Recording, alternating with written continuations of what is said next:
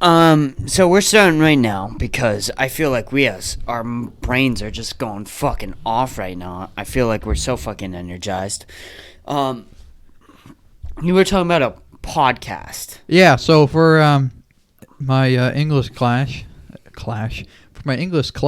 my teacher, Mr. Redacted, decided that instead of having us write papers like all the other unhip teachers from the past, that we should record a podcast. Of course. The podcast had to be between 5 and 7 minutes long. Right. We had to have notes. We have to have sources. Everything has to be written out, scripted, turned in before we could even record the podcast, and then the teacher revised the notes a little bit and the scripts a little bit, the way that he saw fit. See, that's the whole problem, is that the seeing fit part. There's no seeing fit here. Like, you watch this podcast, it's an actual podcast. It's two people talking, like, about random shit. The conversation goes into wherever it wants to go. I'm, like, trying, like, direct it and, like, try and lead it back to the trail that we were on. But it's like fucking whatever. Like, it's a real conversation. It's a real conversation. When you script it becomes dialogue. If it's unscripted, it's a real conversation. The idea that you need scripts for things to be entertaining or to be well thought out is so obnoxious, and that's something that the school has just not been able to get done. All the best stuff are not like scripted. A lot of the best stuff are just have basic outlines to it, and then everything else is off the cuff. There are normal things with human beings. One of those being a conversation. I think that a conversation that just goes into wherever it goes is a normal way for a human to act. Like talking one-on-one, face-to-face, letting a conversation goes wherever it goes is a normal way as a human being to act, almost in nature. Yeah, I mean, like if you... And I think another thing that's also normal, sorry to cut you off, another thing that's normal is speeches. I think speeches are a normal thing that humans being like to give, and then there are speeches that humans want to hear and like to hear. The best speeches are those that are memorized to some extent, but the best speeches are the speaker and the speaker's way to react to the audience. So maybe he's able to change a little bit, or maybe he's able to move points in certain ways that he wouldn't prior to giving other speeches. But now that he's giving it in front of this crowd, he would say it differently because he wants to appeal to this crowd more. The problem with scripts, there are no crowds. You've already set stone what you're going to say, no matter what the audience reaction is. If you have a set stone script of what you want to say, and the audience is booing, but you have a script, you're still going to read the script. Yeah, that's why, I mean, if you look at the best comics, like if you look at Bill Burr's really good at reading the audience. Right. Because, like, if he starts getting booed, like in, I think it was Philadelphia. He was getting booed. Philadelphia. He was able to take being booed, and he was able to read the audience really well, and then change up his material to fit the audience's wants and needs at the time. Yeah. And Andy Kaufman was really good at that as well. But basically, it was just reading the audience and making sure that whenever they started to dislike the act, they were able to switch it and change it on the spot to fit the audience's wants. One performance, and the same thing goes for like acting, just in general, like acting as well. Like if you look at movies, like the most realistic performances are the ones that really don't delve into a script all that much. Like Good Will Hunting with Robin Williams. Yeah, he made up like half the shit in that movie, and it's same thing with Heath Ledger's The Joker. Yeah, and Joe Pesci in Goodfellas, Robert De Niro in Taxi Driver, Joaquin Phoenix in Joker. When an actor is able to like almost become a person, right? Like literally embody another human being and become that. Yeah. They would know better than the script. They just would. That's just fact. That's just how it is. A lot of method actors will add things and just go off the script just because they're living the characters and they become so good with it that they're able to just do whatever. And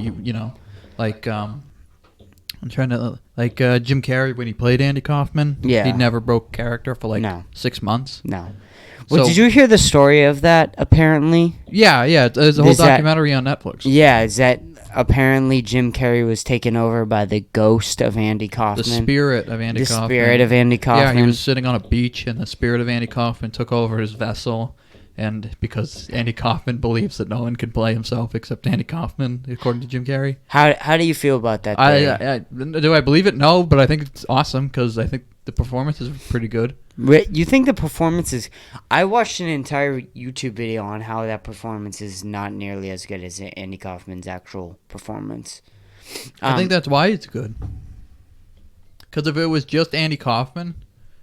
Had they just had Jim Carrey do an impersonation of Andy Kaufman the whole time, it wouldn't have felt good. But the fact that when you watch it, it feels like you're watching like a hybrid between normal Jim Carrey and Andy Kaufman. Yeah, that's what makes it a movie and makes it good. Right? Because had it just been Jim Carrey doing a spot on Andy Kaufman in performance, it'd be useless because everything in the movie was filmed. Right. In real life with Andy Kaufman. People don't understand. I don't think really with artists, and even myself, I want to be an artist. I would consider me starting out this podcast and all those things, me trying to get into art in some way. Art Expressions. Form, so podcast is expression. Exactly. There you go. Things like that. The people who are best at it are mentally insane. Yeah. Like, legitimately just crazy. I'm diagnosed with depression. I'm diagnosed with ADHD. I'm fucking crazy. I will admit that to myself, that I'm fucking insane. I don't know how my parents deal with me. The idea that doesn't carry on to people like Jim Carrey, people like all sorts of these different people in art, is crazy to me. That's crazy and almost offensive to me. Like, the idea that they're just not fucking crazy. One time I had... Jim Carrey's crazy. Jim Carrey's fucking insane. He's insane. Yeah, he's so good, though. He's so good. Yo, he's funny as fuck. Oh, not even just funny. I think his performance in Eternal Sunshine is my favorite movie performance. Have you seen his paintings? Oh, yeah. He's a great fucking painter, man. Have you seen him on the TV show? He's a great painter. He has a TV show called Kidding. It's on Showtime. It's basically him as like a Mr. Rogers type character. And he's constantly acting like a Mr. Rogers character, but slowly, as his life starts to just completely fall apart, he just starts slipping and goes like kind of crazy and like he'll like shave some of his hair and he'll like break something like a sink. He broke like the sink in one episode and he'll destroy a mailbox or something, and it's great, and it's such a subtle but effective thing. He's one of my he's up there for like my personal favorite ever since I've seen him in Eternal Sunshine. That's my favorite movie, and that's my favorite performance and score and everything, and for that movie he drove himself crazy too. For me there's a difference between a actor, a musician, a writer, between an artist. Like an actual legitimate will express himself in any way, shape, or form, try to overcome different art forms to express themselves. Artists. Oh, there's a big Kanye West, Kurt Cobain, Joe Rogan. You can look at like certain like I'm guessing that 6ix9ine isn't a tortured artist. No, I'm guessing he's a guy who makes bad music for people with mental producers. Issues. Yeah, because I don't know how you could listen to a guy scream about the number 69 and think it's awesome unless Dude, your name's Derek. The idea that 69, I mean, is the king of New York or some shit like that. That's embarrassing. I mean, that's so embarrassing. He's the self-proclaimed king of New York. Well, the thing is I don't think anyone calls him that. He's genius in a way. In his own way, He's fucking anyone genius. who can make a bunch of money is a genius. I mean, yeah, for sure. He's either a genius or just really lucky. But I think you have to be. You can't just be lucky. You gotta have something going on. I think he understands human beings because he releases his song. Andrew Schultz broke this down for me, so I don't want to seem like I'm taking full credit for this, but I'm gonna try and describe it in the best way he broke it down because, Andrew Schultz is a 30-year-old man who can break things down better than me. Andrew Schultz. But he basically said like he releases a song once a month. And that themselves, where he can create an audience just once a month and stay on top once a month, is genius. It's fantastic. Because you can release an entire album, and 1 or 2 songs can go a crazy hit from it. Well, then if you look at the songs he releases, the demographic he has is like kids around our age and like maybe like early 20s. Yeah. And they have very short attention spans typically. So his songs are very... You're never going to see a 5-minute long song by him. No. They're all like 1 minute and 30 seconds. And they all repeat lines a lot. And they all repeat words a lot. Like... Same thing with Lil Pump. Like... Yeah. If you cut them saying their names out, saying the N-word out, or just... talking about bitches and hoes out, then like you only have like 20 seconds of a song. Yeah. So, and that's what people, they cling on to like certain phrases like Gucci Gang, people caught on to that. That's why the song became popular. Isn't it crazy? Like some people don't even want to think about art. Like they just want to be zoned out. Yeah, like well no, it's because they don't. Headphones. It's because they rather listen to mind-numbing things to take the stress off of life instead of using critical thinking while listening to music. That's why I forgot who did. There was someone did a study. Yeah, they did an experiment where they surveyed adults over 35 years old, and then they surveyed little kids, and they found that the adults over 35 watch cartoons more than the kids, and the person doing the study came to the conclusion that the adults watch the kids' cartoons because the kids' cartoons help them take the stress away from adult life. Right. And that the little kids who don't have any stress or anything want to feel more mature, so they watch more adult-oriented stuff, So that's why. So, and I think the same thing with the music is you'll see the kids who are very, anxious all the time and stuff like that, they'll be listening to more of the mind-numbing, nonsensical things just to kind of drift away into their own escapism. And then, like, the people who are having, not like a better, like, people who are able to handle stress, I think, a little better. Yeah. People who are, got, like, more of a grip on it, they like to listen to some more deeper, I guess, you can use the words or something like that. But, yeah, then they like to listen to that type of music so they can use critical thinking and really get to the bottom of what the song's about and stuff. Critical thinking, yeah. No, it's... Do you think that you can tell a person from what the type of music they listen to? Do you think that's a real thing, or do you think that's bullshit? That you can tell what type of music? By, like, looking at them? No. Can you tell a person by what music they like? Oh, can you tell a person what? No. No, because... like... To do that, you need to... No, you can't. I mean, that's like saying that you can tell a person by what movies they like, Yeah. Just because someone likes a violent movie doesn't mean they're a violent person. Or and if someone listens to, like a rap song that's about like murder and whatnot, that doesn't mean that they think that stuff is, culturally acceptable or something that they're interested in. It's just, I think a lot with music especially, I think a lot of the times people don't even pay attention to the lyrics now. Yeah, no. So like now I think everyone's thinking of the beat and the instrumental part.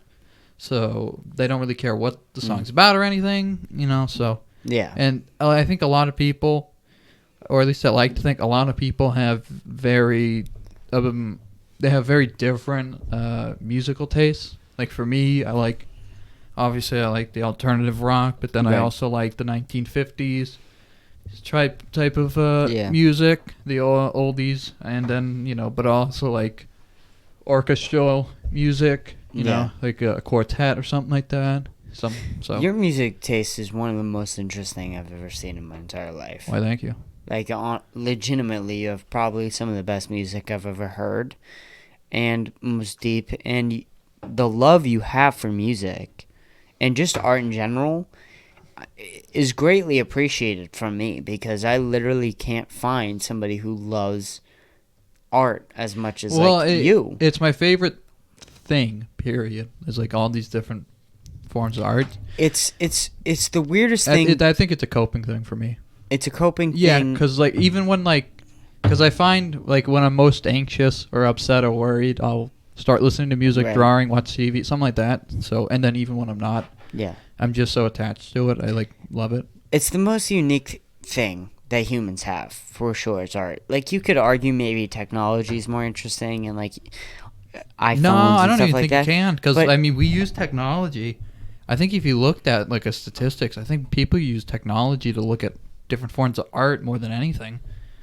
I mean, like just like considering like if you look at an iPhone, like, a lot of people use that for texting and whatnot, but a lot of them any information, but a lot of them I think use it to look at pictures, videos, music, podcasts, all that type of stuff. Right.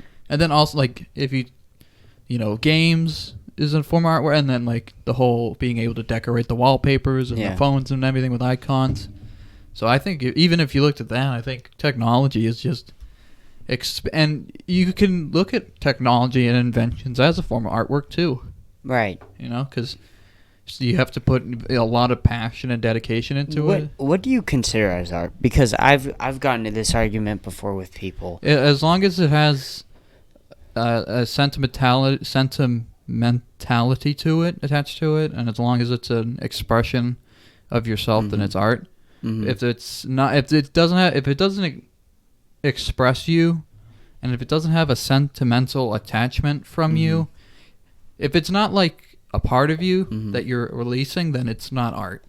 See, one of the things that I've gotten into recently that I've kind of pushed back on is the whole idea of like things like food being an art form, car building being an art form, all these different things. And I feel like there needs to be like almost a separate category for that, because I think it is almost an art form, but like I think it coming from like the brain, right? Like literally word to paper, or like word to music, word to film. Like that's because it's not something that you can use, right? Like you can't use a podcast to like make something.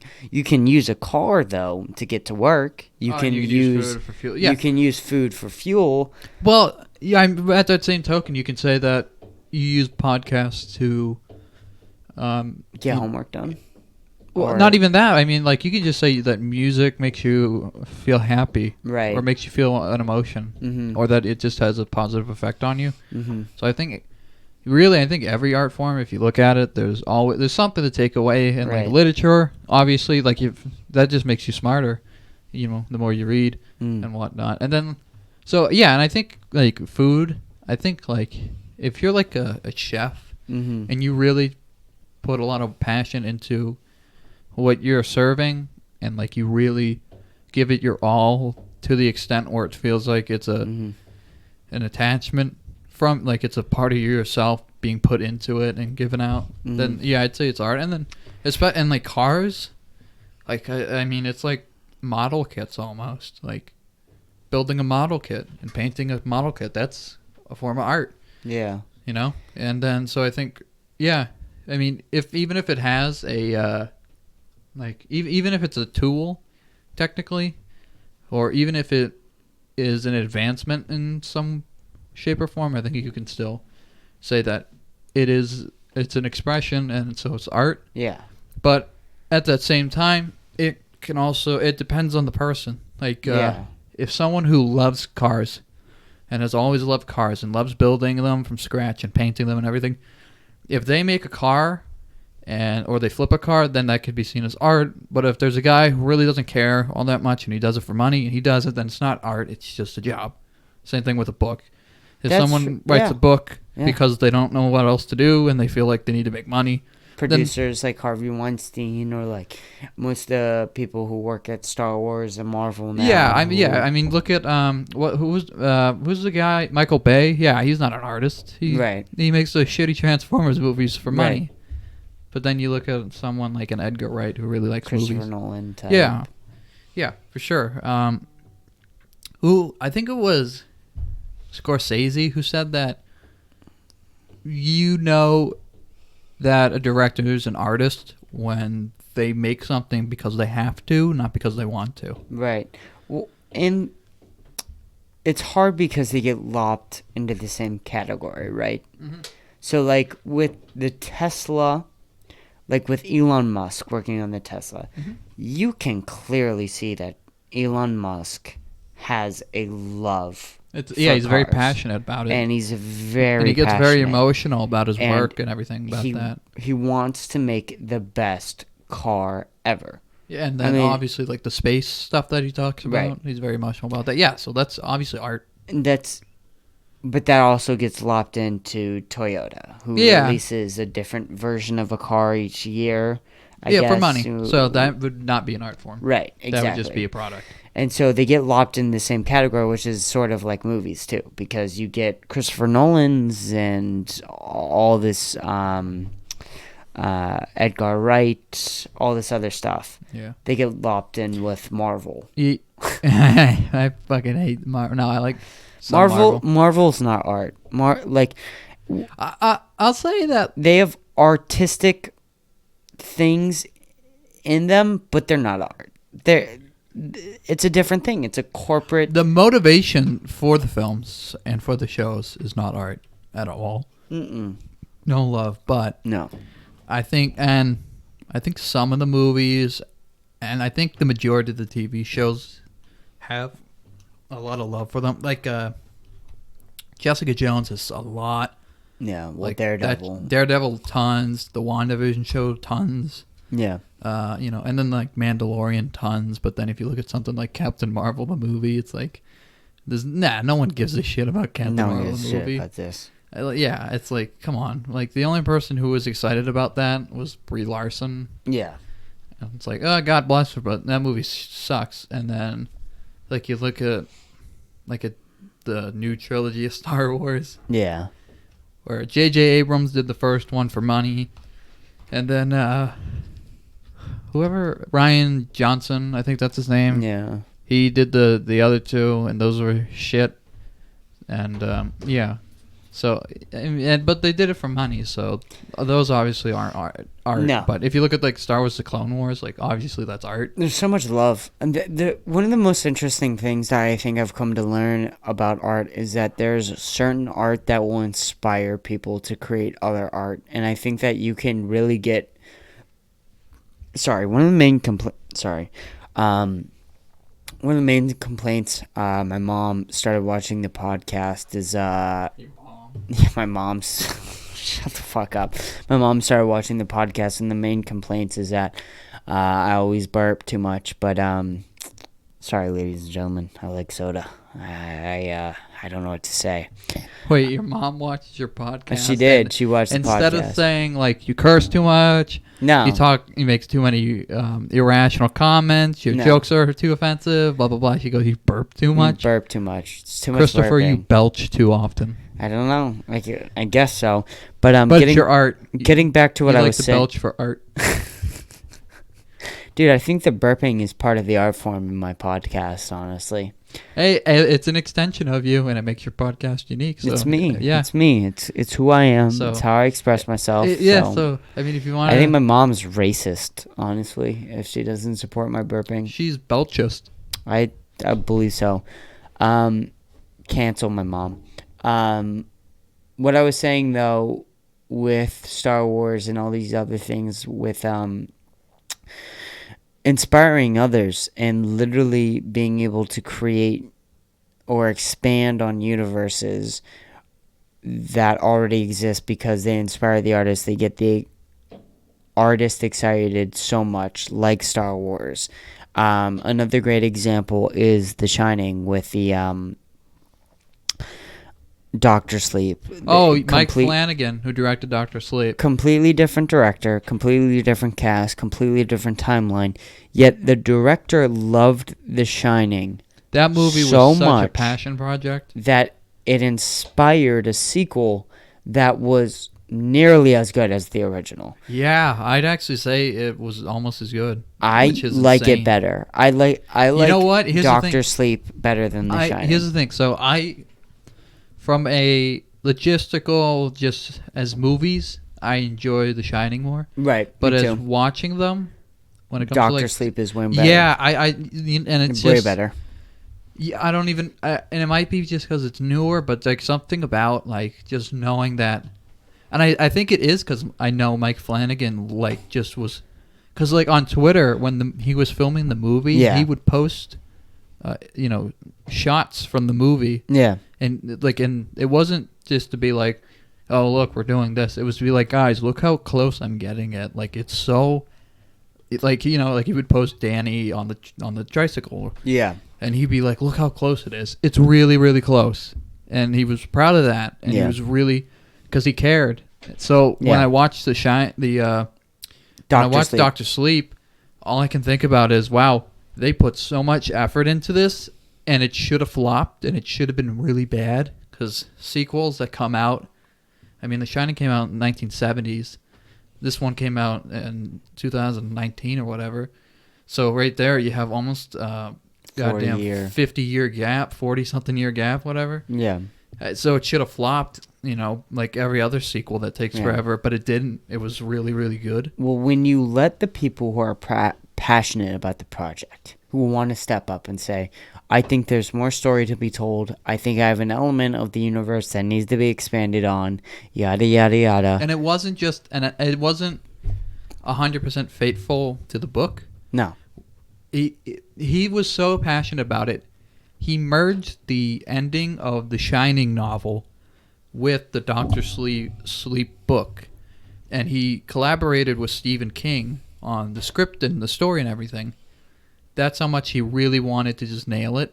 Yeah. So when I watch it, and when I first watched it and I was done watching it, I loved it, and because I loved it, it made me like it even more. Right. Just because I thought it was going to be really bad. Yeah. And then to know that a guy was able to finally just make a movie that he really wanted to, and he made it really good, that just, it just makes you feel really good. Yeah. When you see, someone's really hard work paid off. And then all of the actors and actresses and everybody worked really hard. And they all really cared, and they all wanted to do it.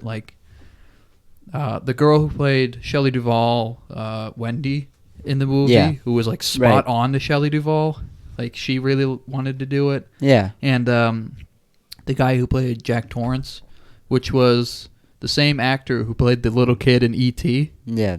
He didn't want to do it because he was so in love with the Shining movie that he didn't think that he should do it. Right. Because he didn't think it was going to be respectful. But when he heard the twist that they did on the Jack character, he decided to do it. Right. And he really cared. And same with Ewan McGregor, who really cared about the lore. It makes sense. I mean, Jack's whole story makes so much sense. And it was so creative. If you haven't watched it, you need to go watch it. I mean, right now. Back to back, The Shining to the Doctor Sleep.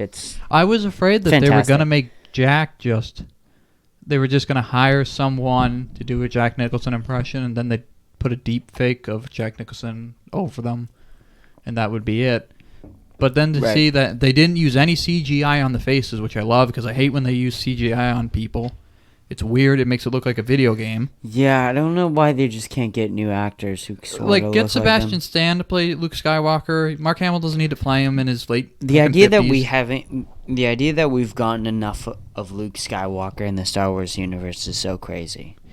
It's so crazy. You know, here's the thing: we've gotten enough Luke Skywalker. We just haven't gotten enough good Luke Skywalker. Yeah, because he's been in 6 movies. Only 3 of them are good. Only 3. And the other 3 almost kill his character completely. Almost. Yeah. Nearly. In the metaphorical sense of, just ruining the legacy. Very close. I think this Mandalorian episode that he was in, spoilers, sorry, whatever. Everyone's seen it. But I think that one episode kind of saved it. Saved his character. Almost. Yeah. It just made me sad when I saw it, though, because I was like, wow, he's great in this episode.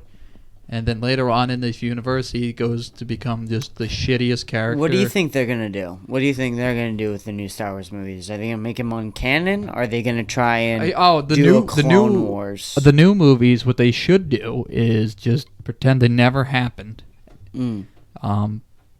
Pretty much act like it's... they should just come out and say they're uncanon. Yeah, pretend it's a holiday special. Right. Yeah. So... I mean, Star Wars is not...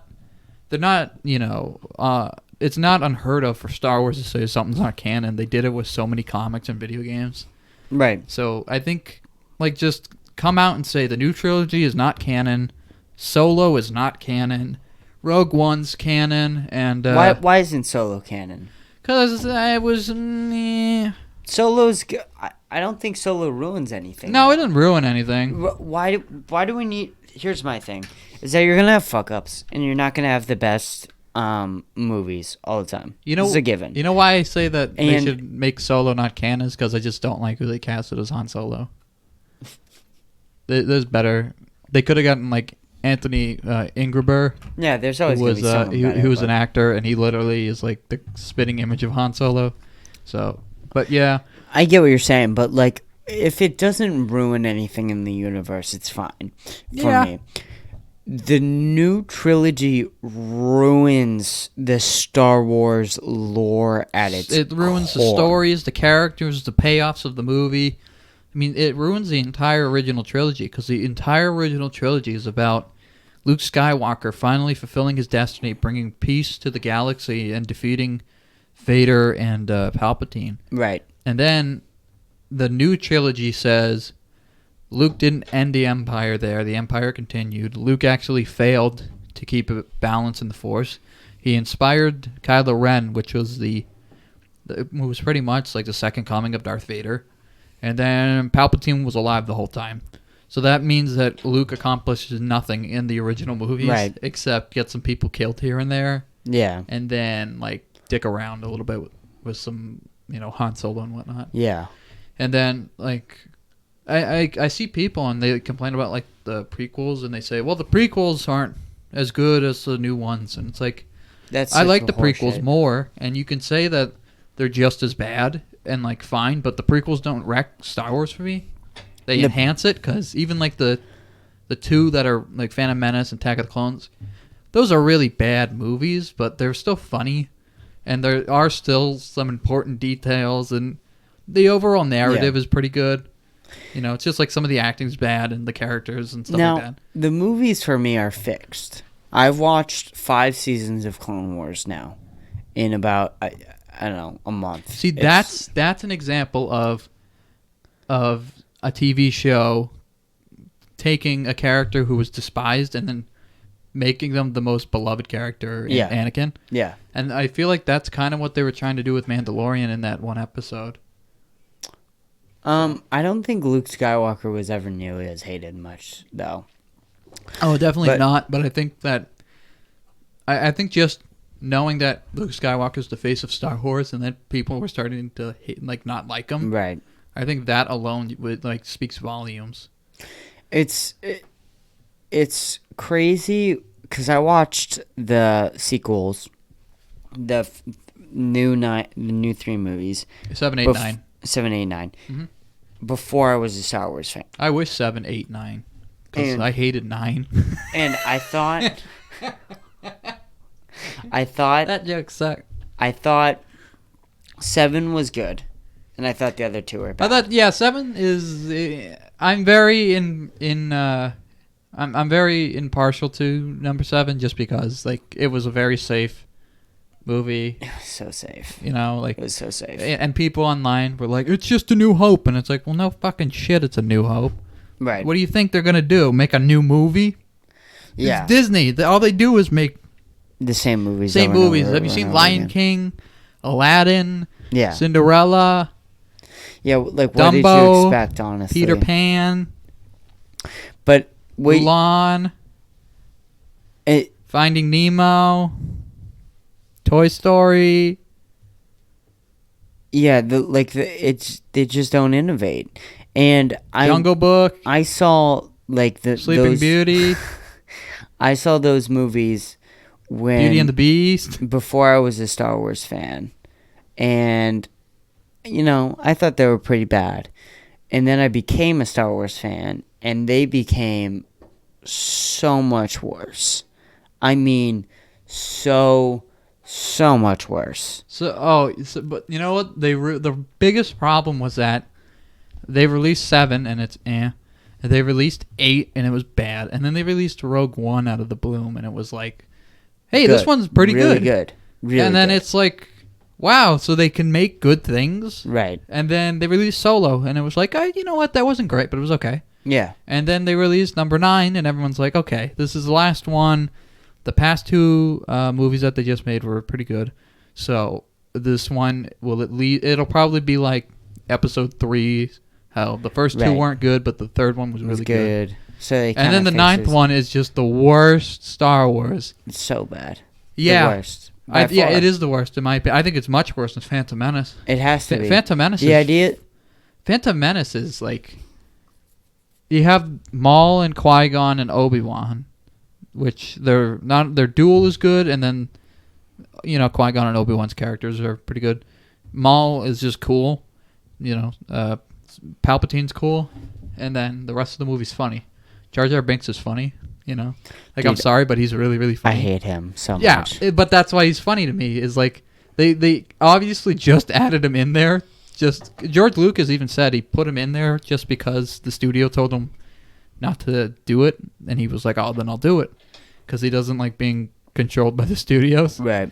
And then but like that doesn't ruin Star Wars though. That one just makes it a little goofier. No. But it's like, yeah, it's fine. No. And then number 9 is number 9 tried to be so pro everything, and it just came off as borderline obnoxiously offensive. Like it tried to be inclusive, like it had. I think 9 was the one with the lesbian kiss, and it was like a background kiss. That might have been 8, but was it the one with the purple hair? Yeah. Girl? And it's like in the That's distant so background, fucking ridiculous. and you can barely so see ridiculous. it. Yeah, and they're over, and they're getting praised online, like, "Oh my God, Star Wars just had a gay couple," and I'm like, read a fucking comic book, all right? Marvel and DC have done it for years, and then tons of other movies have had it. Yeah, tons of other TV shows have had it. Yeah, and and the better part is, TV shows and other movies and other books, they've actually put them in the front, not in the background as some extras. They made them the main characters homosexual. And, and then they also wanted to be pro, Asian and pro black people by having, they added that, I forget her name, but she's really annoying. And then they had Finn, but they had like Finn and Poe kind of do like a thing where they might have been gay, but it didn't work. Right, but the thing was that was always so funny was that they didn't ever fully commit to any of those ideas because they always wanted the market up for China. Oh, and yeah. China's homophobic and racist. Well, China means Disney likes China's money more than human rights or lives. Right. Walt Disney was a Nazi, so I mean. Is that true though? I believe it. I'm pretty sure that they saw that was actually unproven. I don't know. False. I don't know. I think he was definitely racist. There's no way to say he wasn't racist. Right. I mean, you look at like what movie was it with the crows? I don't know. I honestly don't know that one. There was a movie. There was like a Disney cartoon, and it had like 3 crows, and it was basically just supposed to be making fun of black people. They actually had to remove that scene with the crows for Disney Plus because it was so racist. Really? Yeah. Yeah. Oh my god. They said they like just cut it. They were like, no, this is really racist. Get rid of it. Semitic. Semitic with an S. Myths about Walt Disney that aren't true. Insider. The Insider, though. I don't trust the Insider. I bet they work for Disney. Okay. Walt Disney, 7 things you didn't know about the man. Yeah, like, I'll read that. Biography, all right. By who? Yeah, like, this biography. This seems like a pretty decent right. Like, it's probably... it's probably, like, run for informational reasons only. Right. So I'll take their word over Insider, which right. once did a top 10 list of, it was like top 10 best movies, and like Titanic was like number 3. Right. Almost died 40 years ago. Mass media,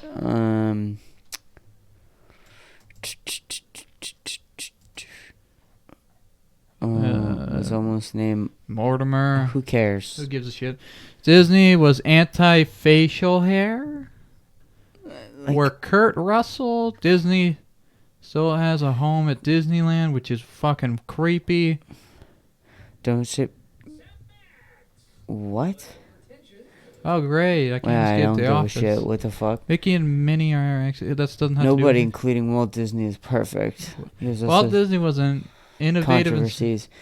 Rumors that he was anti-Semitic and racist. These rumors were still hard and still are. These rumors were and still are hard to dispel.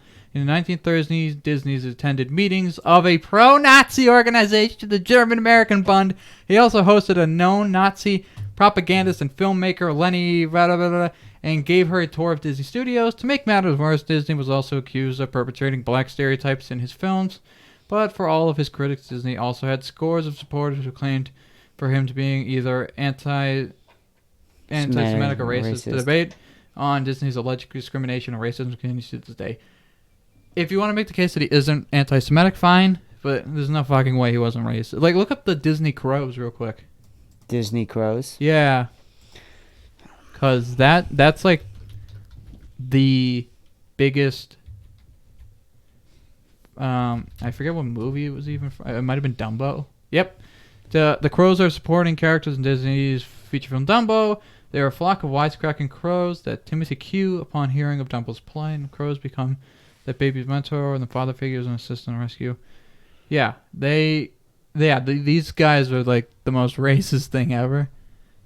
How so? What did they... Like, look at that. Holy shit.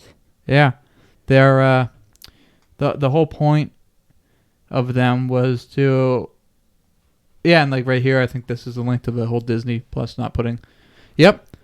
Disney Plus will not make Song of the South or the Jim Crow scene from... Yeah, that's what it was based on. Jim Crow. Wow. Yeah, so it's... What... I don't think I've ever actually seen And Dumbo. this was in the movie came out in 30s or 40s, so... Yeah, right so at the peak So of Walt racism. Disney was around and alive. So he had to okay this. Right. So what did... Like, how did they act? Because I've never seen the movie. Stereotypically black.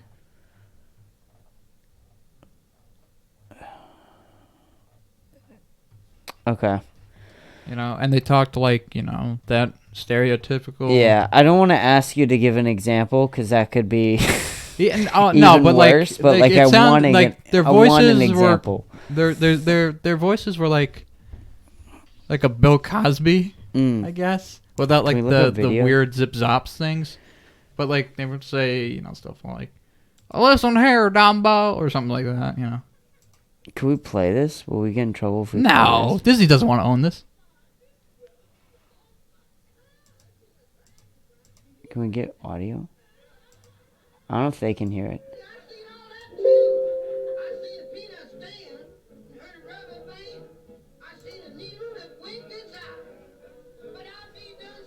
Yeah, see, you kind of get like the Cosby voice.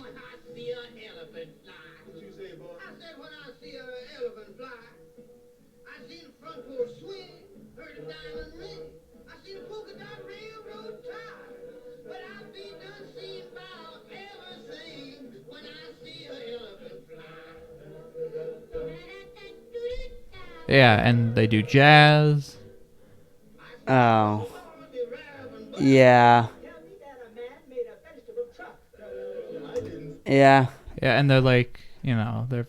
I could see it. They're like con artists, cheapskates.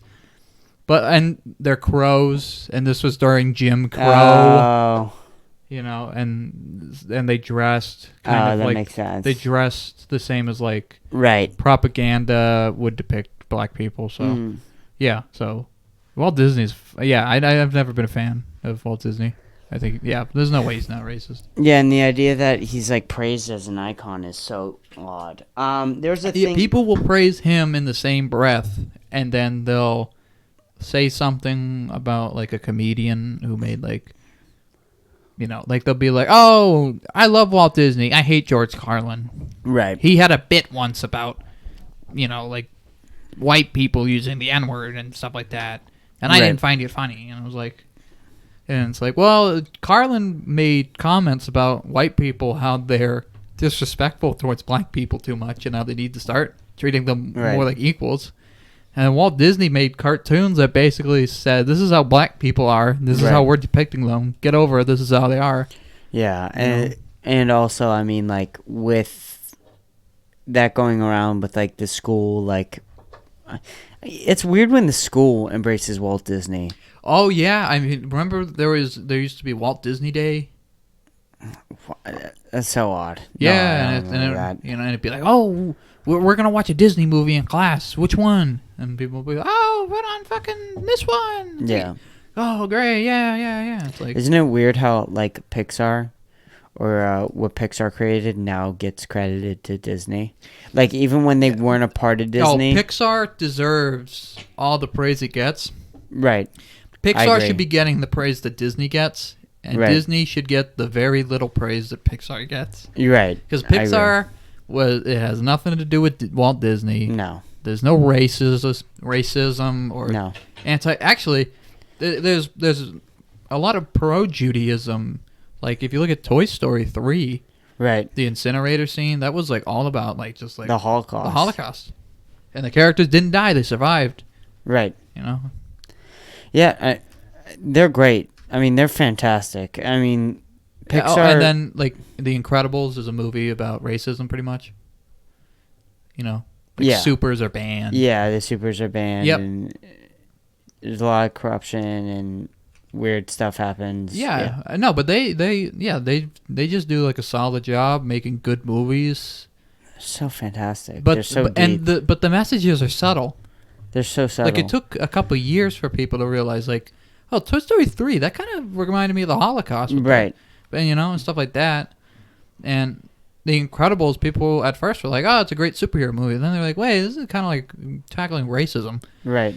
Yeah, so unlike how the new Star Wars is like, guys, look at this. Women are powerful. Yeah. It's like, we know that. You don't have to... Incredibles is amazing because it has one of the best villains.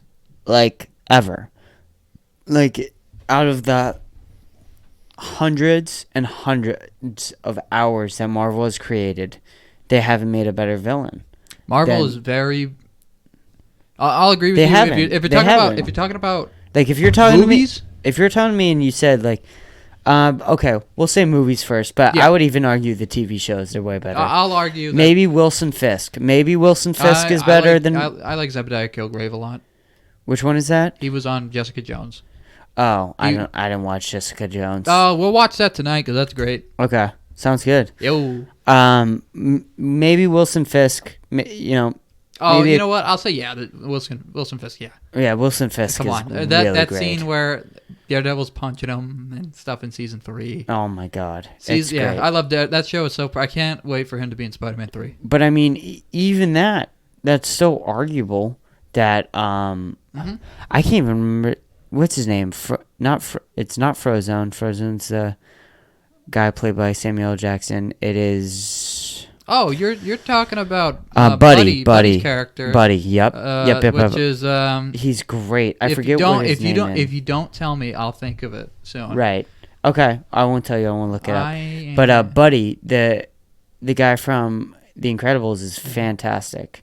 I mean, literary-wise, the way he presses the character, the way he is able to expose his weaknesses and his emotions is great. I mean, it's just great. And Marvel, which is just a superhero company that pumps out hours and hours and hours of superhero movies. Never once have they gotten Syndrome. Got it. I fucking got it. Syndrome. Yeah. They have not created a better superhero villain than Syndrome. Like Syndrome is up there with Heath Ledger's The Joker. People do not give enough credit to Syndrome. I'll say this: for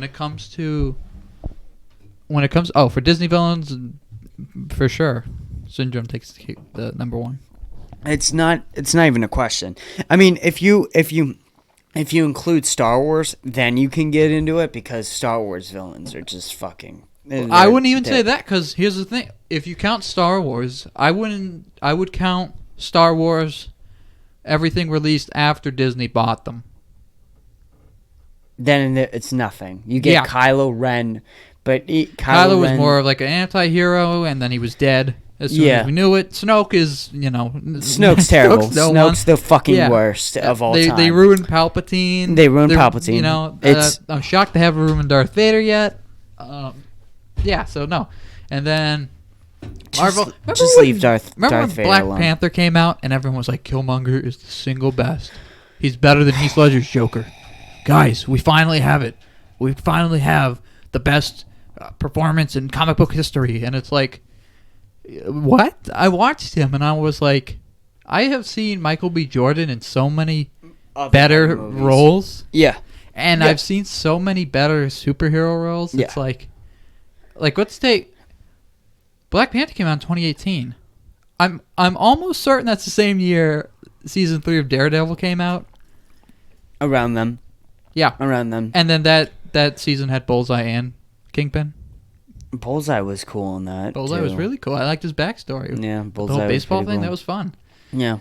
Yeah, and Wilson.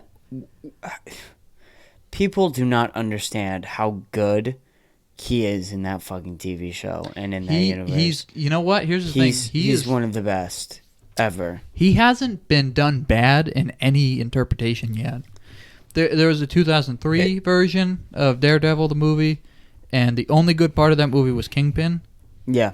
And then, obviously, the Daredevil TV show. I've sat down and watched that entire movie. I've only watched it once in its entirety, but sometimes I'll go back to it, just watch the Kingpin scenes. Right. And then, of course, Into the Spider-Verse. He's awesome in that, too. Yeah. But he's at his best in Daredevil, the TV show. Man, it's great. I really hope we see more of him. And you know why? It's because he loves Vanessa. It's because he has that emotional attachment that grounds him in reality. Like this obsession with He's Vanessa. Vulnerable. Yeah. He is. Yeah. And his backstory is great. Oh, yeah. Great.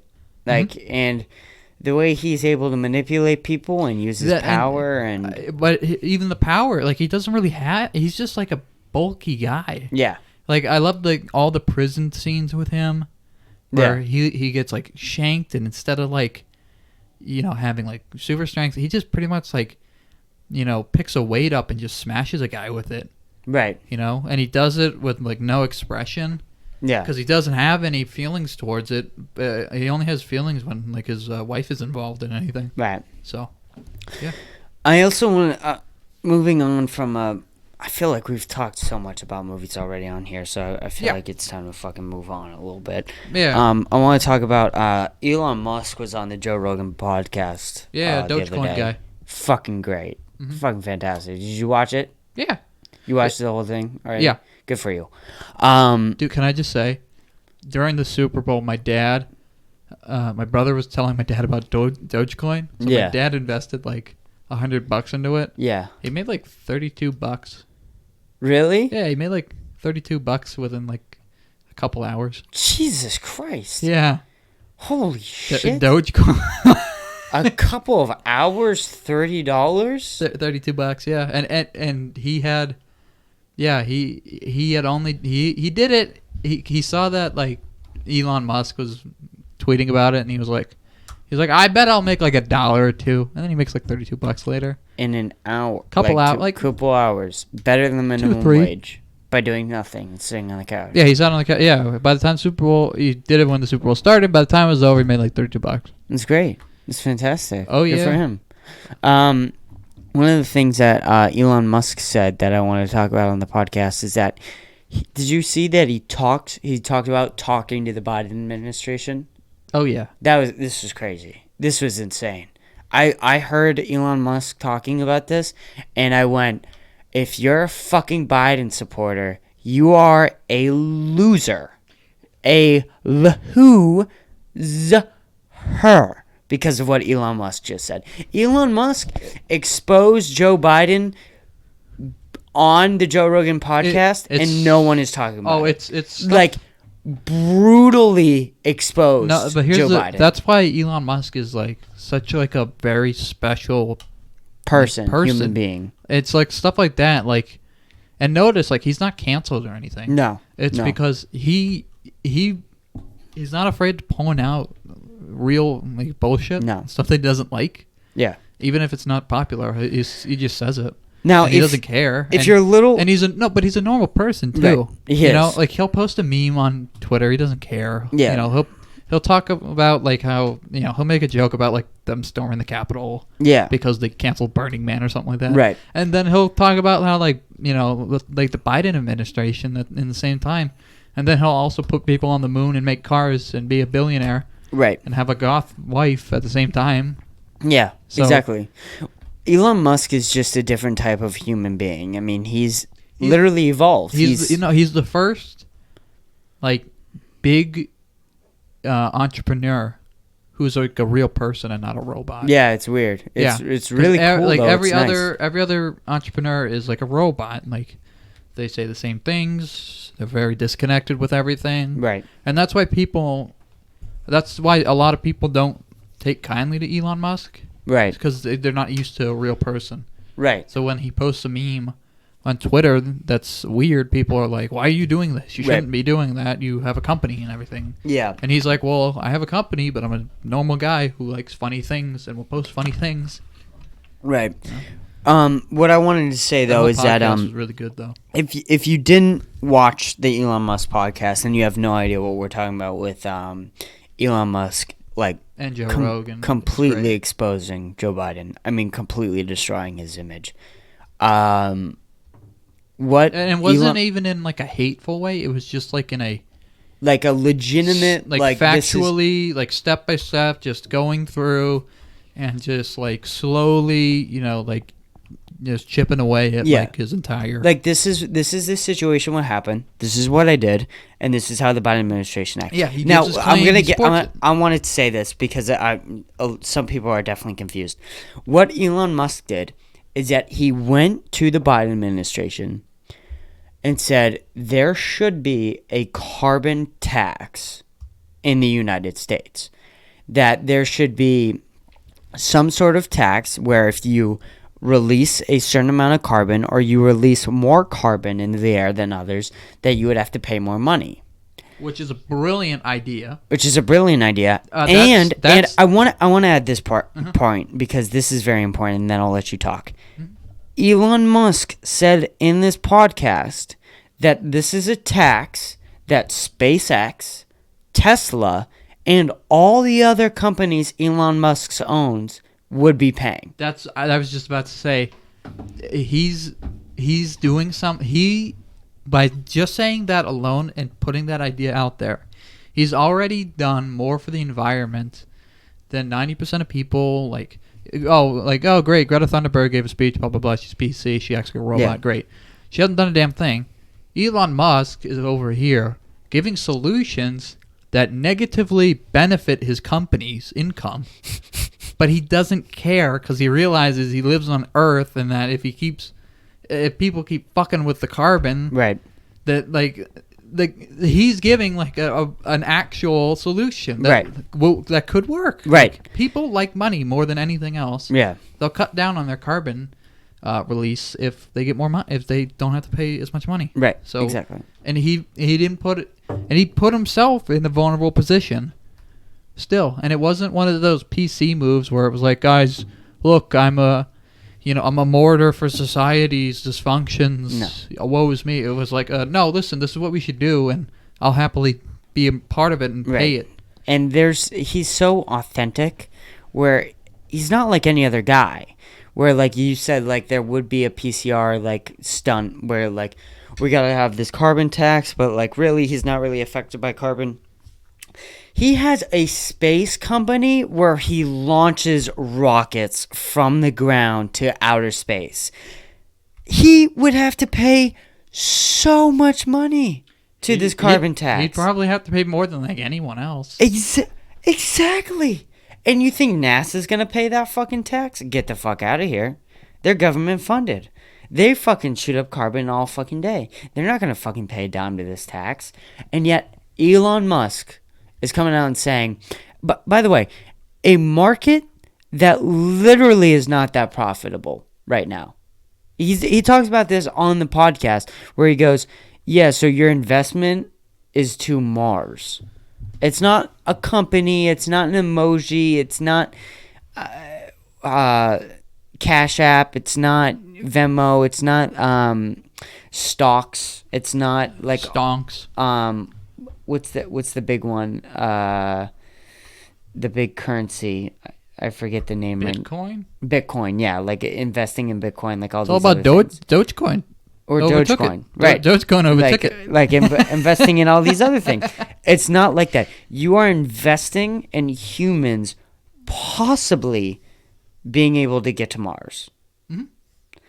And yet him going out of his way saying, I'm willing to pay this tax on a non-very profitable business market, and yet almost one of the most important. And he said that he's willing to do it during the pandemic. He's willing to do it during the pandemic. Yeah, and I think that's why whenever someone tries to cancel him or whatever, it's that you can't. Like, he does so much good and he does no harm. Exactly. Posting a funny meme about, like, there are people literally trying to cancel him because he posted a picture of a guy storming the Capitol with the caption, this is what happens if you cancel Burning Man, # bring back Burning Man or something like that. And it was really funny because no one goes to Burning Man, especially fucking billionaires like Elon Musk. Right. And people were like, oh, can't believe that you're telling people that they should go to Burning Man during the pandemic. It's like, no, he's not. He's making a joke saying that the guy storming the thing looks like an idiot. Yeah. From Burning Man. That's funny. And the Biden administration, when it was brought to their attention through Elon Musk, said that it's too political. What the fuck are you talking about? Well, what the fuck are you talking about? It's too political. Isn't that the main fucking one of the main reasons you were fucking elected? I like when that you were gonna fucking. I like when politicians say that something's too political. That's why they can't do it. It's like, oh, it's like if I can't do my job. No, it's like if a painter said there's too much paint, or it's like if a blacksmith said there's too much steel here. You know, I can't get it done. It's like a lumberjack saying there's too many fucking trees around here. What the fuck is going on? Can someone take care of this shit? I'm trying to do my job, and they're fucking everywhere. It's just stupid. That is your job, motherfucker. Yeah, like you're the one. As the president of the fucking U.S., your job is to be political. Do your fucking political thing. No, it's too political. And I like how they do something. Didn't he say something like? I like when he said something like, people talk about BLM and LGBT rights, and they say that those are political things that should be put aside. Those aren't political. That's human lives at stake. And everyone's like, yeah, you're right. There you go. It's not political. It's about humans. But when it comes to carbon that's killing not only us but the earth, he's like, oh, that's political. I'm sorry about that. Is it going to give me a good image if I say that I'll do it? Not that big of an image? All right, then. And then what do you do? Nothing. Like, how old is he? He's not going to be around that much. He doesn't give a shit about the planet.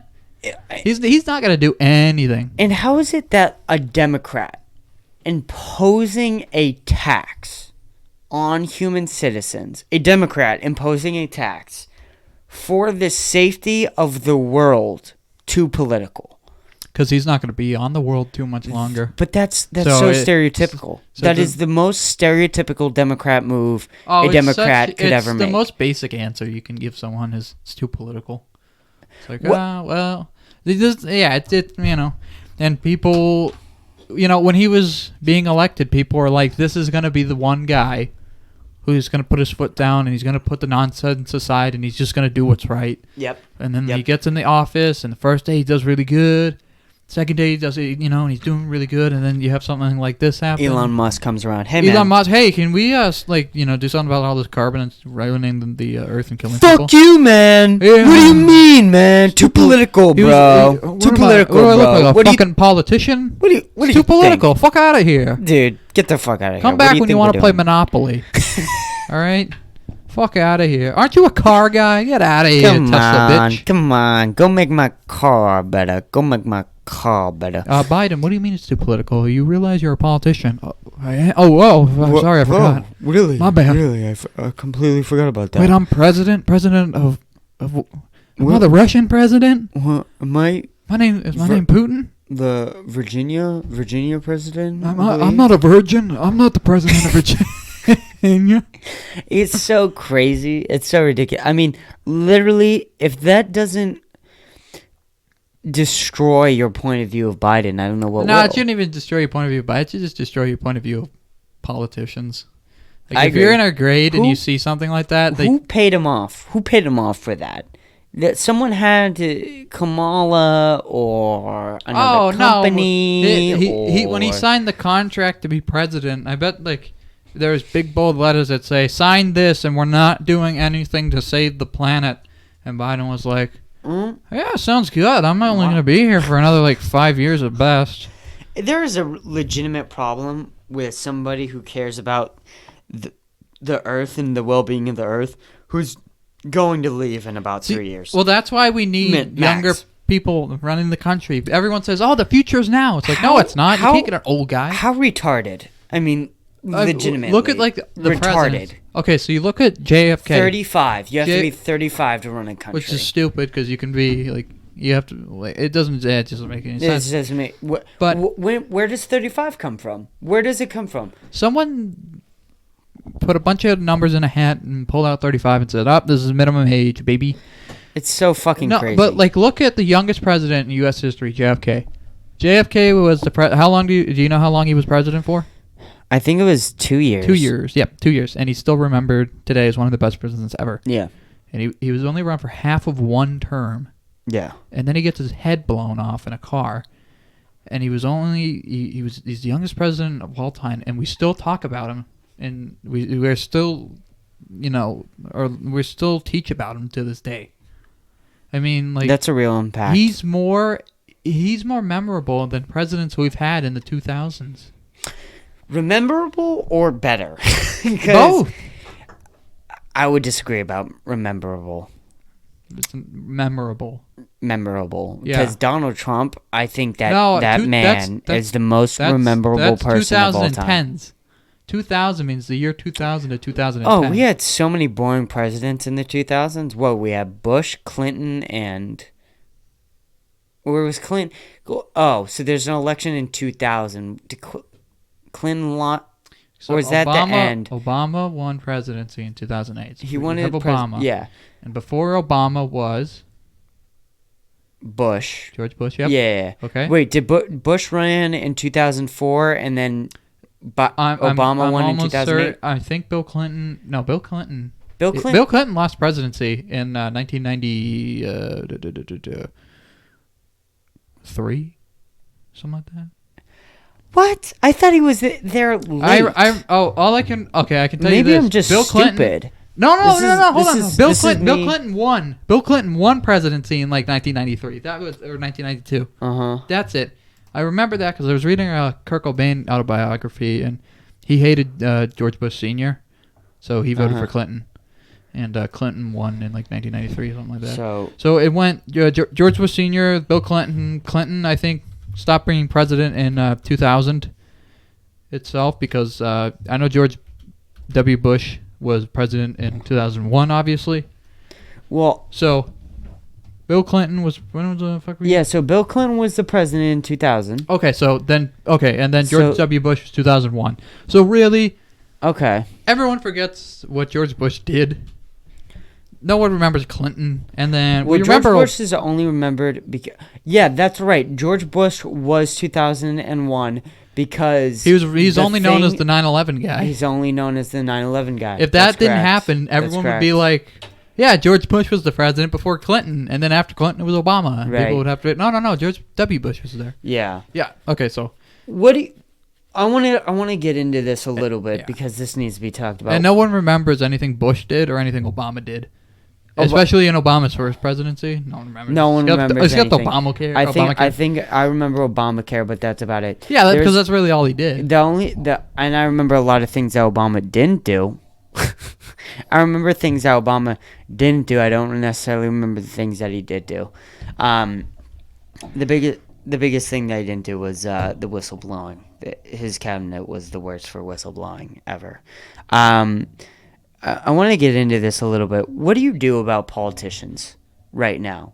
They have. What do you do about them? What do you do about them? Because I want to break this in a little bit because you get new people. You get new people. Next election, don't vote for the person who seems the nicest. Right. Vote for the person who's youngest. I think this starts with local government. Even if the person who's youngest is evil. All politicians are evil. Just vote the youngest guy, because at least he's going to probably try to help the planet, because he's got, another 30 years left. Right. He's going to be personally impacted. Yeah. But what do you do about politicians that legitimately suck? That legitimately have failed this pandemic in every way, shape, and form, with testing, with vaccinations, with healthcare, with all these other different things. What do you do about them? We can't keep giving them money. Oh no, society. We can't continue to allow them to take our money in taxes. No, so what society should do about these politicians is realize that it's all their fault. It's society's fault, because politicians don't just come out of thin air. Mm-hmm. They're made in society. Mm-hmm. We elect them. We put them in there. We're paying them. Mm-hmm. We're giving them our taxes, and we're the ones that are. Bitching and moaning about them. It's like, you can't bitch and moan about the politicians.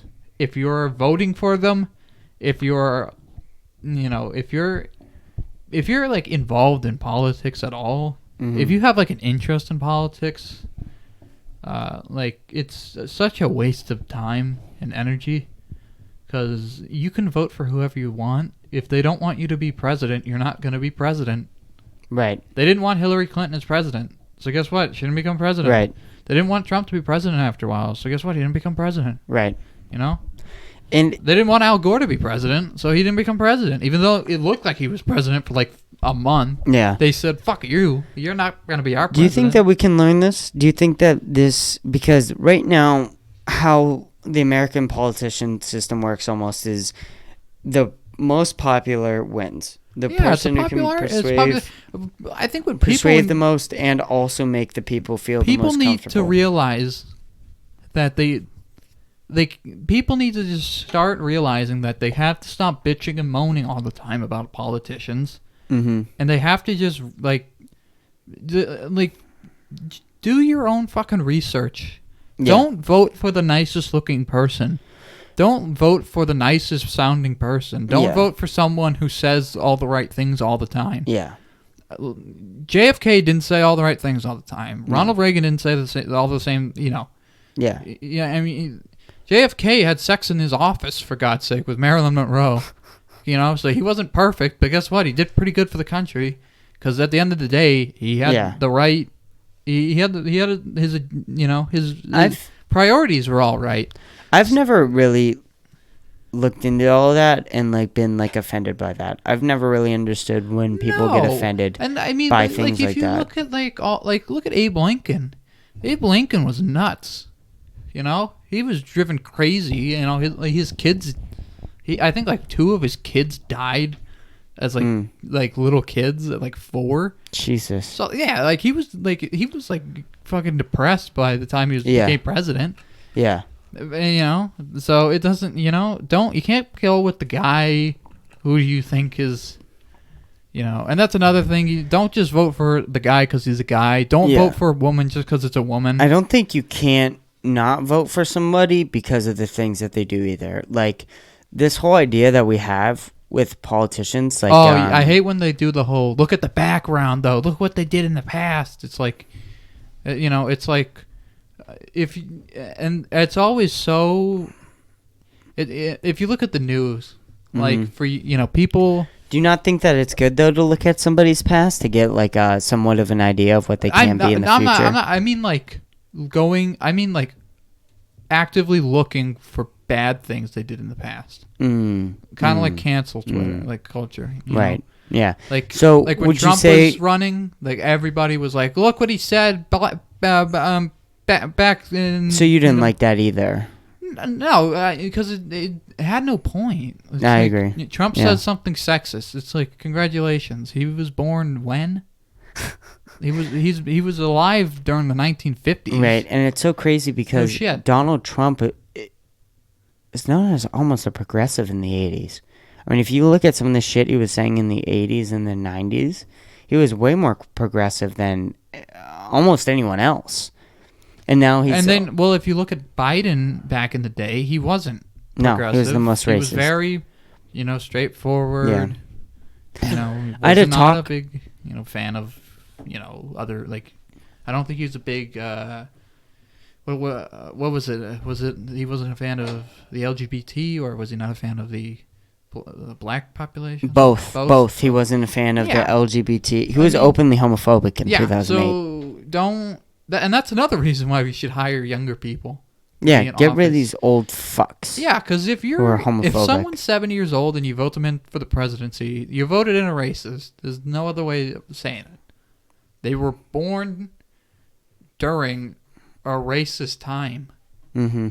They grew up around racism. Yeah, it's so hard for someone that age to change their mindset about something. And that was the craziest thing about Bernie Sanders is that he never even came close to becoming president. I mean, he came kind of close, but like legitimately to where Trump and Biden No, he didn't really was. come close. No. He always dropped out at the he dropped out a week before everyone turned on Trump. Mm-hmm. So if I've always thought that this past election, had Bernie just stayed for like one more week, he would have been president, and Biden wouldn't have been in there.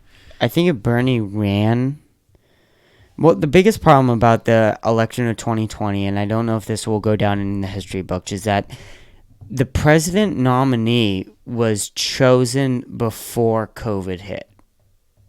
That was the biggest mistake out of everything. Because as soon as COVID hit... The people overall. They were, like, this year had the oldest candidates, I think, ever. Yeah, but two things happened. Number one, Trump was just Trump. And the Democrats completely fucked over that election. I mean, completely screwed over Bernie Sanders and everyone else. They had several people drop out all at the same time. And they all gave their gratitude. Andrew Yang, I think that's his name. Yeah, right? He was fucked over too. He really got royally fucked. Yeah, he did. He's a guy... Same thing with Tulsi Gabbard. So he's these legitimate... Out of everybody... I looked at Andrew Yang and I was like, I really want him to be president. Yeah. He was doing the whole like Yang gang or something like that. He's like, join the Yang gang, and I was like, yeah, it's stupid, but like he's a younger guy. He has good ideas, good intentions. He's not a part of that political system. He's not a robot. Like you go on his Twitter and he talks about his interests. It's not all politics. It's like, I like this. Hey, check this out. Oh, this movie is good and stuff like that. And that's why I really liked him and I wanted him to be president. But we don't have that. We have Biden. He's better than Trump, but he's a robot, and he doesn't feel like a real person. Yeah. Trump felt like a real person. Well, he felt like a real person, but he felt like a caricature. So much of an anomaly. Like he was like. Bizarro, Superman has Bizarro. Bizarro's pretty much the opposite. Yeah, that's kind of like Trump. Trump is like the Bizarro version of like a Biden. Right. Like just completely different in every way. Like not fit. Weird hair, weird, tan and everything, and then weird ideas and full of himself. And then, but they're both old guys. And then people act surprised when they come across a video of them saying something like sexist, and it's like the world hasn't been this inclusive for long. No. We've only just begun to start treating women with like anywhere near the same respect as men. Yeah. Like that's very recent. Like anybody over like 60 years old right now, there's no doubt in my mind, any man who's like over 60 has done, said, been, or still is sexist to a degree. Same thing about being racist, and definitely the same thing about being pro LGBT. Well, the idea that was really looked down upon. Dude, sexism is in all of us. It's the dirty, dirty, dirty secret about human beings, is that what we don't fully understand, we don't fully like. I mean, that's just a part of human nature. We don't really know why. We don't know why that is. It could relate into fear, and it's a predatory thing where if you don't know something, it's more likely to be dangerous, so you stay away from it. The problem right now, I think the next generation is going to be... I don't think they're going to be very... I think the next generation is going to be sexist. More sexist than this current generation, ours. Because we're trying so hard to put women on the same par as us that we've put them on a higher, we've put them on a pedestal. Yeah. And when you do that, you're pretty much, like we've gone so far where it's like, like if anything happens, we treat them very delicately, I guess. Yeah, no, we do. Like if you go on Instagram, you'll see people reposting. It's like, I remember I saw someone posted something where it's like, don't walk up to a woman and just start talking to them. Ask from 20 or so feet away if you may speak to them, and then walk over and speak. It's like that. The ideas of just like treating them so delicately and like, and like making sure you don't say certain things around them. Don't have guy talk around them. Right. That doesn't make them equal to us. That makes them. That makes it's like treating them like kids. Yeah. So we're creating a sexist, reality. Yeah. It's just a different form of sexism. It is. In like the 1950s, it was, beat women all the time if you want, whatever, it doesn't matter. But now it's treat them like they're flowers, and that, God forbid if anything happens to them, they're not strong enough to go through anything. Did you see the post? I saw someone post on something, I think it was on Twitter or something, and they said, if you're falsely accused of rape, you should just sit there and take it because of the years of oppression that has been on women. Yeah, stuff like that. How fucking crazy is that? That if you're falsely accused of rape, what I want to know is you who posted sit that. there. You sit there and you fucking take... I saw it off of a meme page making fun of it. Yeah, but the people who post that, they're two groups. The majority of the time, they're guys who are really trying to impress women with their progressiveness, which is really toxic. You know that's where most predators come from too, right? Oh, the overly inclusive person is a very toxic type of person. Yeah, because they make things seem like they make them borderline comedical. Where it's like you saying like that, that could be someone trying to be so progressive that they come off as comedical. Yeah, or it could be the other type of person, which is a woman doing it, so they can, because they want to be able to have that ability. Which is not typical. It's a very rare minority, but it's there. But the majority of the time, it's just the overly positive, overly inclusive. It's like it's that thing where it's like if it's a woman, you have to be respectful, kind, everything like that all the time. And you have to love and cherish them, even if they're pricks to you. Yeah. Or like, you can't dislike someone who is a woman. You can't dislike someone who is gay or something like that. You can't dislike someone who is a minority, something like that. But the truth is, you can. You shouldn't dislike them because they're gay, because they're a woman, or because they're a minority. But you can dislike someone if like if a black gay woman happened to walk up to me and be very disrespectful to me. Obviously, this is a very realistic event. But like if a gay black woman was to walk up to me and curse at me and start hitting me with like a purse, then I don't have to like them. I shouldn't like them. Right. And it's not because of their gender, race, sexuality. It's just because they're just not nice people. So. I want to say two things. Speak. Number one. Okay. With what you're saying, you said over 2 words. You fucking. Oh, you bitch. Want to make 2 statements? Yeah, Go ahead. Statement. The thing with all these like people who post and all this other stuff about like what we should do and what we shouldn't do. Most of the time, their solutions miss the point with what's really going on. And a lot of the times, they don't even follow their own solutions. No. Like the people who are like, we need to end.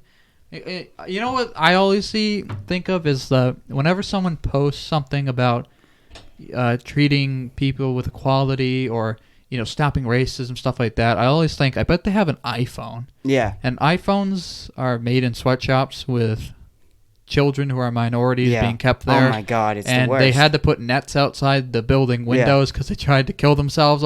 They kept killing themselves. It's great. It's great when you see like on Twitter, black people need police or slavery reforms, and then it says sent on iPhone. That's hilarious. The best part is when people say something like, and the thing is, when people say something like, "Oh, you guys should have seen this Disney movie. It was so progressive. It had this gay character in it." And it's like you realize that Disney is largely their largest market is China, which is homophobic completely. Yeah. So it's like you're giving money to Disney, which is then pandering to the Chinese market, which is opposed to everything that you want. So it's just like they, like the best way to be tolerant and to be, progressive is to just be normal. Right. Just treat people like normal people. Right, exactly. Like if you were black, I'd treat you the same. If you were Asian or a woman, I'd treat you the same. 100%. But the whole, like the term simp, like that whole thing started just from people being overly inclusive and stuff like that. Right. It's that, oh, we live in this era where you have to be this tolerant, so I'm going to be this and this and this. And it's like, now if someone makes a joke about, a guy kissing another guy or something like that, it's like, oh, that's homophobic, you're canceled, whatever. And it's like, well, yeah, but like that's a joke at the end of the day. Yeah. And then you support something like Disney or Apple. But what I wanted to say was, getting back to like they missed the point. I saw a post on Instagram the other day by Callie. She's been on the podcast, so I can talk shit about her. I've never met this Callie woman. You should meet her. She's very nice, but she's very stupid. She's ginger by chance? She's ginger. She better not be taken. She's the worst on her story. Literally, like the most. She makes herself seem like she has the IQ of like 10. On her story, it's really embarrassing. 10 out of 10? No. But she posts on her story like why you shouldn't say the R word. This is why you shouldn't say the R word. What R word? Retard. Get out of my podcast. You're not allowed to say. Get off my podcast. You're not allowed to say the R word because people of learning disabilities and people with mental disabilities have often been held back, been oppressed, not been given the same opportunities as those who aren't, and aren't given the help that they need. Okay, Callie, that's great, and that's all fantastic.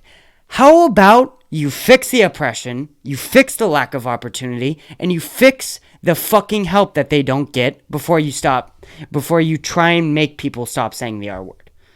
Like, wouldn't that be more beneficial? No, it would be more beneficial to make people stop saying the R word. How does making people stop saying the R word fix the oppression, the discrimination, and the lack of opportunity they get? They don't. It doesn't fix fucking anything. I'm glad you brought up people with who are mentally handicapped. They are the most oppressed group. 100%. But they're oppressed by the progressive people because they don't treat them like people. No. If one of these PC people, if they walked up to a grown man who happens to be mentally handicapped, they would treat them like they were little kids.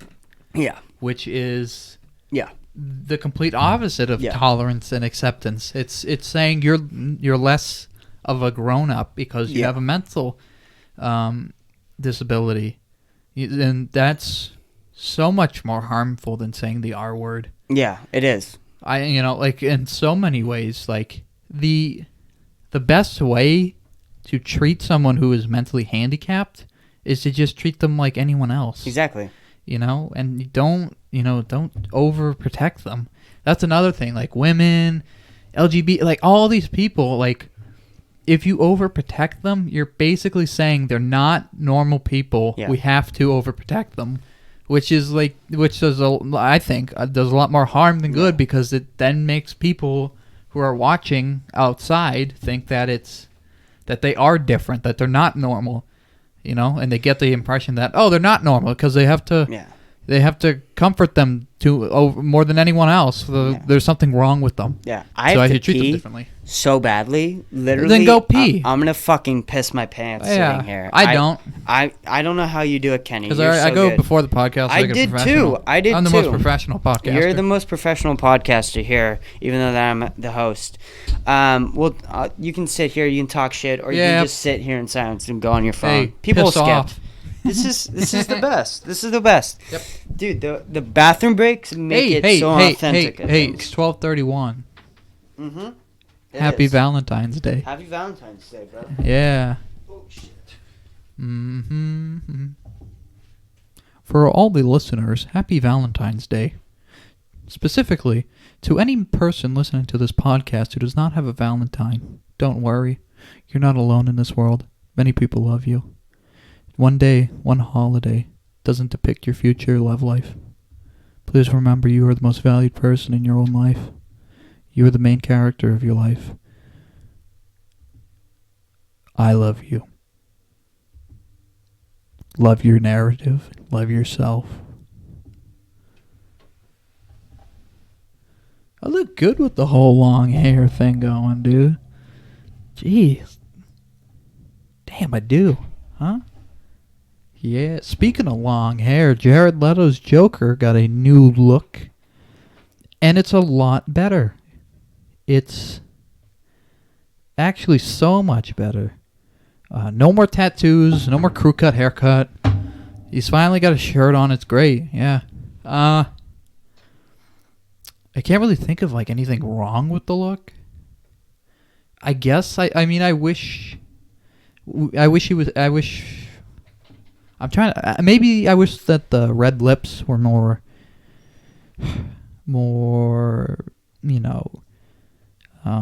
neat and less, because they're pretty much like, blood stained. So I wish they were more neat, like the original look. And maybe an actual purple suit. But besides that, it's a really nice look. I like the longer hair. I think it suits him.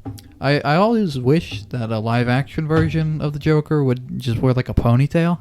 I always thought that, because that's like the one hairstyle we haven't seen.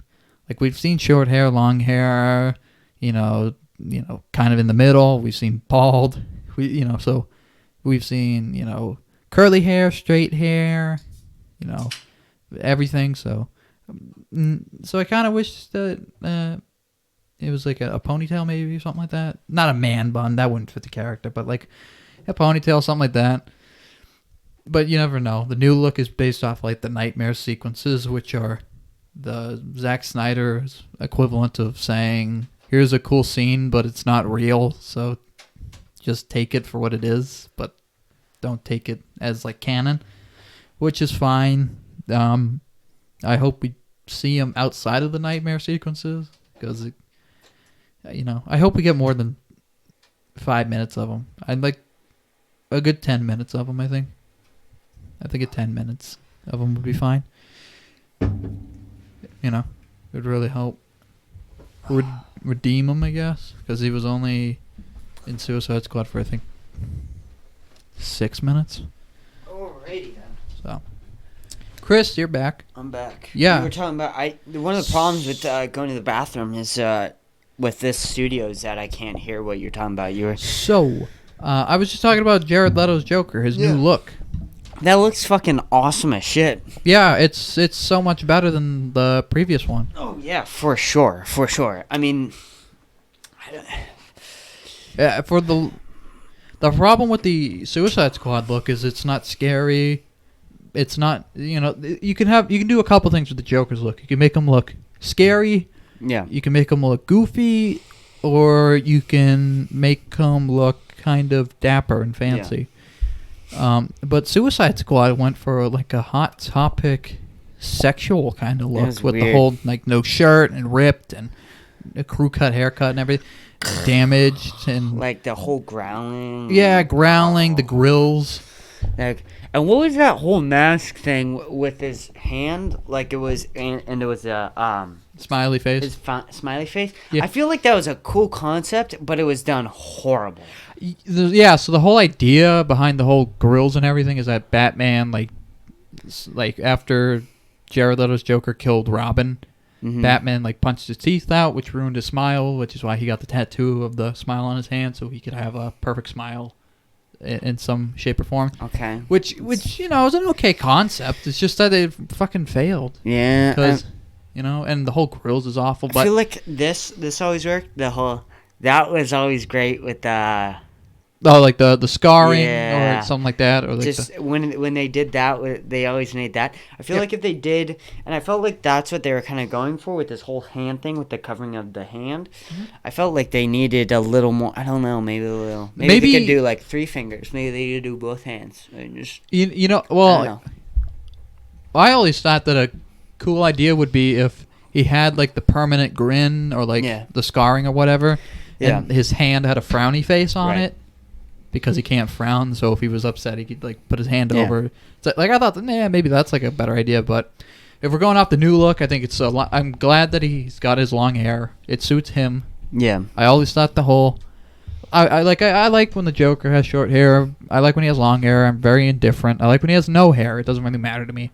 But I think when it comes to Jared Leto, bald Joker. Yeah, how'd you like that? Yeah, it's happened before. Really? Yeah, we've seen that live action. I haven't. Gotham finale. Oh well, you've seen everything. And he looks phenomenal. I haven't seen Gotham yet. I haven't watched Gotham. The finale, he looks great in it. He's got a green suit with a purple overcoat. Yellow gloves. I've fallen so behind.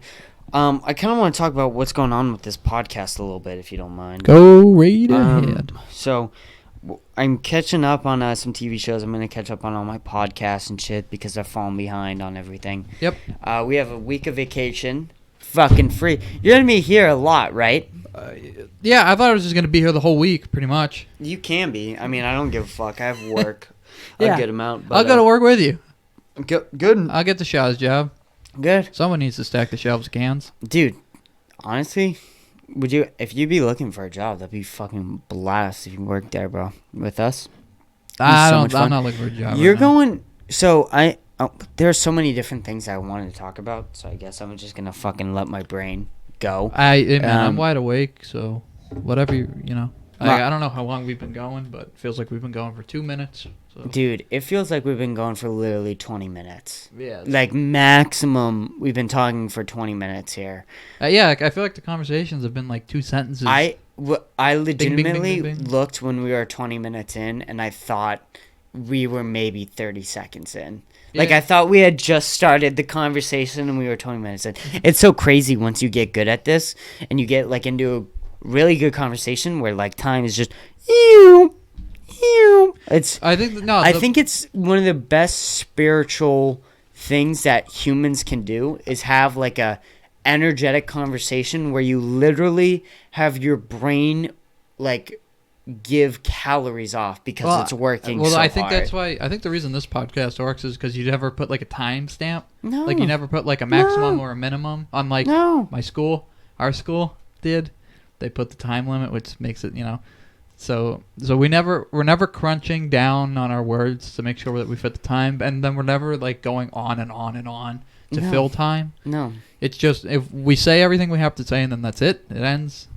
And if it's 20 minutes, then it's 20 minutes. If it's 20 hours, it's 20 hours, whatever. Someone's calling me. Caller. Oh, someone random. My bad, guys. I mean to. I should have my phone turned off. It should be professional at this point, Fucking, are we 20 episodes in? 20 episodes in. I'm planning, so we're planning on getting Tracy in here.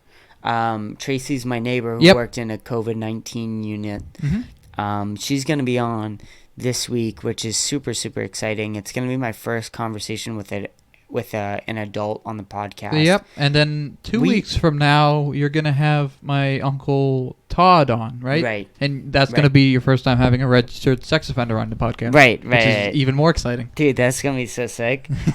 Everyone listening is probably like, Kenny has an uncle named Todd? Dude, I don't. Anyone who listens... Yeah, I do. My uncle's name is Todd. He's a registered sex offender. I don't actually know. Yeah, I feel like whenever I say something like that, there's always like someone who like believes. Come on, Kenny really has an uncle? What? No. He's got an uncle? His name's Todd? He has sex with kids? How funny was that conversation we had in Bridge the other day? Oh, the what? You mean the boron, my God, ruthenium, and hydrogen? No. I'm talking about the Jewish space lasers. Oh yeah, the Jewish space lasers. Yeah, they're burning down the forest. You know what you said to me in Bridge the other day? I almost got offended. Is that when we were talking about global warming, and then I started to say something. I was like, "Well, I think the argument is," and then you were like, "Don't say it's not fucking real." I thought you were gonna say it's like not real. I get scared like when people say something like, "Well, the thing is," or you say something about it, and they go, "But," and Right. Well, I was just trying to get the whole attention. Yeah, I get that. Like trying to round everyone, because I legitimately think to say that the Earth's temperature is not changing at a rate, that's ridiculous. You have to be retarded. Yeah. You have to be retarded. Sorry, that's what you have to be to believe that. No, I wouldn't even. The mentally handicapped, I think they know too. Yeah. So you got to kind of be like brain dead. You'll be in the ground 6 inches to believe that shit. Yeah. Well, you know what? I think a corpse would believe that global warming's real too. They'd be like, "Oh, this coffin's getting a little hotter." Yeah. I was buried in the 70s. It was cold, and now it's 2020 and it's kind of warm. What's going on with this temperature? Get the shirt degrees? Off of me, something. No, you're right though. But like, I think the argument is okay. Number one, is this natural? The Earth has gotten very, very cold before, and it has gotten very, very hot before humans have ever been around. Yeah, we had an ice age. Right, exactly. So, and those movies. Would this happen, like, already? Like, is there nothing that we could do to, like, prevent this? That's an argument. Then number two is, well, if we are contributing, how much are we contributing? Are we contributing, like, a lot, a little bit, a good amount? A lot. Like, what are we doing here? That's also another argument. Mm-hmm. Then there's an argument of, what do we do? How much do we do? Do we do, like, a lot? Do we do a little bit? There's can we even do anything? Can we do anything? Like, we can't do anything. There's like, global warming, when you break it down into all the different factions of arguments, it's such a complicated issue. And if you don't have a format like a podcast, literally the only format that you can talk about global warming is in a podcast. Because you can talk about every single argument. You can talk about if we're affecting it. We can talk about if the Earth's natural timeline, this would already happen. We can talk about how much we're affecting it, and we can talk about what to do about it and how we I agree to that to an extent. However, I do think that if you're a little girl with Asperger's and an accent, you can get a great platform in front of a bunch of old white people 100%. Who love to clap because they see kids. Dude. How dare you? We are... Economic growth. We're an hour and 45 minutes in. I think I can start really talking shit. I always say if my... Like, yeah, because people will listen for like first 20 minutes and maybe then they'll skip to like the last 20 minutes. So that in between time is like the perfect time. Yeah, no one gives a fuck right now. How dare you? How dare you? Eternal economic the real motherfuckers, they know what's up. The middle of the podcast, like the near end middle of the podcast are always. Oh, once you get like past that hour stand, once you get like an hour and 30 in, man, you get into the good stuff. That's when you get to like the Greta Thunberg. And it's just like boom, boom, boom. Yeah, it's like lightning fast round. It's crazy. And I do the Greta Thunberg. How dare you? Eternal economic growth. It's great. It's you get in this flow with somebody where you just like go boom, boom, back and forth. Yeah, just bouncing stuff off, bouncing It's great. Ideas. It's so much fun. It's how humans should interact, I think. Yeah, we should. That's probably how I always think. Is this how people just were typically before, like the huge like boom with technology and douchebags? Well, just legitimately stop and think. You sat around all day long with nothing else to do. Just other human beings. What would you do with those other human beings? And when you were with those other human beings, you were tired as fuck. You were exhausted. I mean, you could barely move a muscle. To think that we just like played games and played basketball all day. Look, basketball comes when you have machines to do work. Before then, prior to then, you're working your fucking ass off. And then you go home and you're fucking exhausted. Yeah, well, that and got like, man, I love the 70s for so many different reasons. And I always think, like, if I had a time machine, I'd go back then. Yeah. Because I bet everybody, I bet that was like just like a fun time because, it's the 70s. So you're past the whole 50s kind of macho male type of thing, and then you have like the 60s and... That's okay, and then you get to the 70s, which is more of like the hippie, psychedelic age, and great TV, great music, great stuff like that, and then I always think like that was kind of like the time where like when you think of like that, like the like the stereotypical, ideal family where the kids play all day until the light posts come on. And then they go in, they eat dinner, and they'll watch TV for like an hour or something like that. Yeah. Maybe listen to music. That's kind of like what I always envision it. Then I always kind of really want to... I wish like that was kind of like something that you could experience. Right. For like, once or twice or something like that. I think that 70s era was like advanced.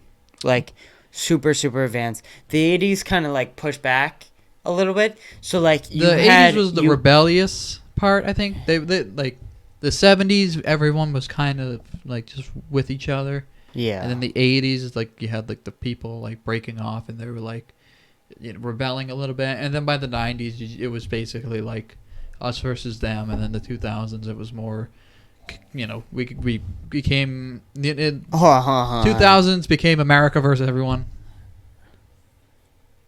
Hold on, because you're gonna be a little lost a little bit. So, going back to what you said about the 70s, yep. I think you said, like, we were all together. Yeah, it was a peace and love era. Yeah, for the hippies, but the hippies did have an enemy, which they all supported Vietnam. Would you not agree? Oh, yeah, but the hippies weren't, like, violent or anything like that. And they weren't rebellious, really. They were more just... distanced. You know what I mean? Like they weren't trying to push back against the other people. They were just like, they just kind of left the other people. And then by the 80s, that other group, they were starting to push back. And then by the 90s, it just kind of became like a, we hate those damn rock and roll grungy kids. And then you had the grungy kids who were like, we hate the man. And then 9/11 happened, and the United States was like, yeah, we're the strongest, motherfucker. We hate everyone else. And then now we're back to everyone hates each other. Well, I like Biden. Yeah. Well, yeah, it's weird. Well, I guess they were distant, but I mean, you did have the government forcing people to go into a war that a lot of people did not agree with. Yeah. So I think there was. All right. But when did the Vietnam War end? That ended in 72. Here's the thing that is really, really different, 100% different, is if you were 20, every 20-year-old was a hippie. Yeah.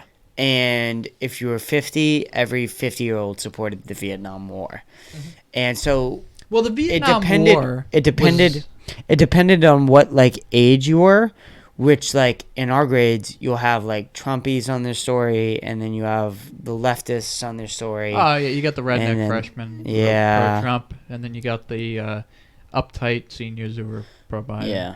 Right. And then you have the kids in the middle who don't give a fuck.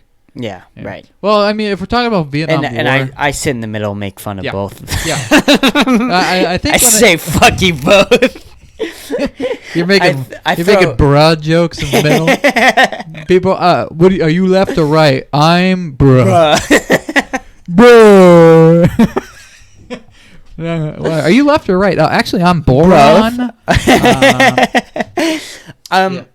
People don't understand, bruh. I feel like you're a little too smart. You need to come back a little bit. Oh, the whole because I'm 17 right now, and I want to kind of remain 17. I think some people kind of overcomplicate humor, which is when it's at its worst. Yeah, overcomplicate. Yeah, That's why Amy Schumer does not work, because a lot of her jokes, she tries to be smart and feminist, but at the same time she's trying to make jokes about how her vagina smells like a barnyard animal and stuff like that. So it just comes off as ridiculously obnoxious, unfunny, disgusting. And then you can have a guy Dave Chappelle come on stage and he can make a joke about how he likes peanut butter and crack sandwiches, and it's it's not complex or anything, but it's funny. Yeah. Right. Fucking peanut butter and crack sandwiches are so much more funny than fucking my vagina smells and stuff like that. People don't really understand memes a lot, and memes is a very new type of humor. Yeah. Where if something isn't funny, it can become funny because it's not funny.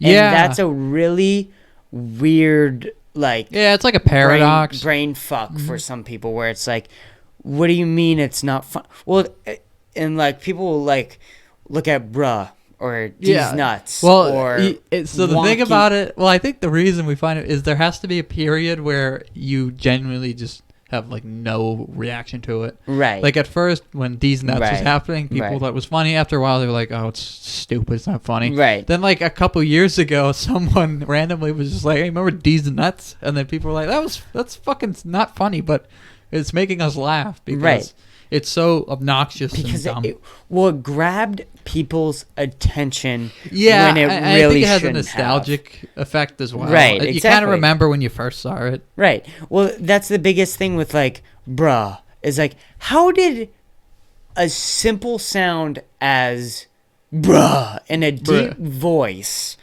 capture millions and millions of attention, millions and millions of views, millions and millions of remakes, and all of these different things come out of one simple sound, bruh. And so then when you say it, that whole idea just comes back of how ridiculous it is and how unfunny it is all at the same time. I think it's because I think today especially, I think so many people overcomplicate jokes and they try to make them politically correct and whatnot. Right. So when you finally just see something that's like a joke that kindergartners will laugh at, the stinky monkey, monkeys in general. Like if you look at like a monkey video, you think like a kindergartner would like this. Why does a 17-year-old really like videos of monkeys swimming? And why are like almost grown adults, debating whether Godzilla can beat King Kong because King Kong happens to be a monkey and monkeys are cool? It's like, yeah, what's monkeys are cool, I guess. That's the whole purpose. That's the whole basis of the King Kong would win is just because he's a monkey. And that's what makes it funny. It's because like it's not subtle. There's no background context. It doesn't have a meaning or a purpose. It doesn't have a message. It's not progressive. It's not flattering or anything. It's simply like a monkey. I think, yeah, it's so simple. Did you see the meme edit of it's just in the King Kong trailer? It shows like of Kong. He's jumping off of like a boat, and he does the backflip monkey. Have you ever seen the one where it was like who would win in a fight, and then it shows Godzilla destroying a town, and then it cuts to a monkey in a suit and tie, and it has the Frank Sinatra song "Fly Me to the Moon" playing. So it's just a monkey in a tux with the song "Fly Me to the Moon" playing over it. It's so funny. But it's also not funny. But that's what makes it funny. Yeah, and then it's like the weirdest form it's of always irony. the smallest details that make it like monkey is really funny, especially when like you forget the Y. So it's just monk. Monk. And then like Le Monk was around, and that was really funny. Like instead of saying the monkey, you just get rid of the Y, so it's monk, and then just put Le. I remember in sophomore year of high school, they made us go above and beyond in web design. Yeah. So had to make this website. So then I made this website of like a link towards it, and you would press on this link, and like you weren't really supposed to know the link, but I looked ahead and saw how you did like a link. Yeah. And I made a link to another website where it was just the picture of Le Monkey and like stinky poop. It's just all it said. And the web design teacher came over and said, I don't know whether to give you more credit for this or just take you completely off. I remember I went to like a group project, and we had to have a works cited page at the end of the slideshow. Mm-hmm. So we added all of our links, and then the teacher would click on each link to make sure that they were and so I put the last one was a YouTube link. Yeah. So the teacher clicks on it, and it was Rick Roll. It had the text on the screen that said, "Uh-oh, you got Rick Roll." And it wasn't even that funny, but because it was like so stupid and just like you got Rick rolled. It's like, dude, that conversation we had in Bridge the other day. I mean, I swear to God, I never laughed so hard in my entire life. Now we were talking about like conspiracy theories and whatnot. Yeah. And Jews we were talking about the Jewish space lasers. And then we talked about how the Holocaust. The Holocaust. The Jews were taken by the spaceship, and then the spaceship blew up the Titanic, and then later on they dropped the Jews off in California with space lasers, and that's why all the forest fires started. Yeah, and like stuff like that is funny because it's like complicated, but because the premise is so stupid and you're complicating such a dumb idea. Yeah. Well, we also brought up the whole idea that the Holocaust is fake. Oh yeah. And I talked about the weirdest. Okay, I'll speak for all Jews here on this one because I think I can represent of how dumb the idea is that the Holocaust was fake. That's why it's so funny. But it's so stupid and unrealistic. The best part about the Holocaust being fake is that there was 6 million people, and then there wasn't. What happened? They took a bus. Where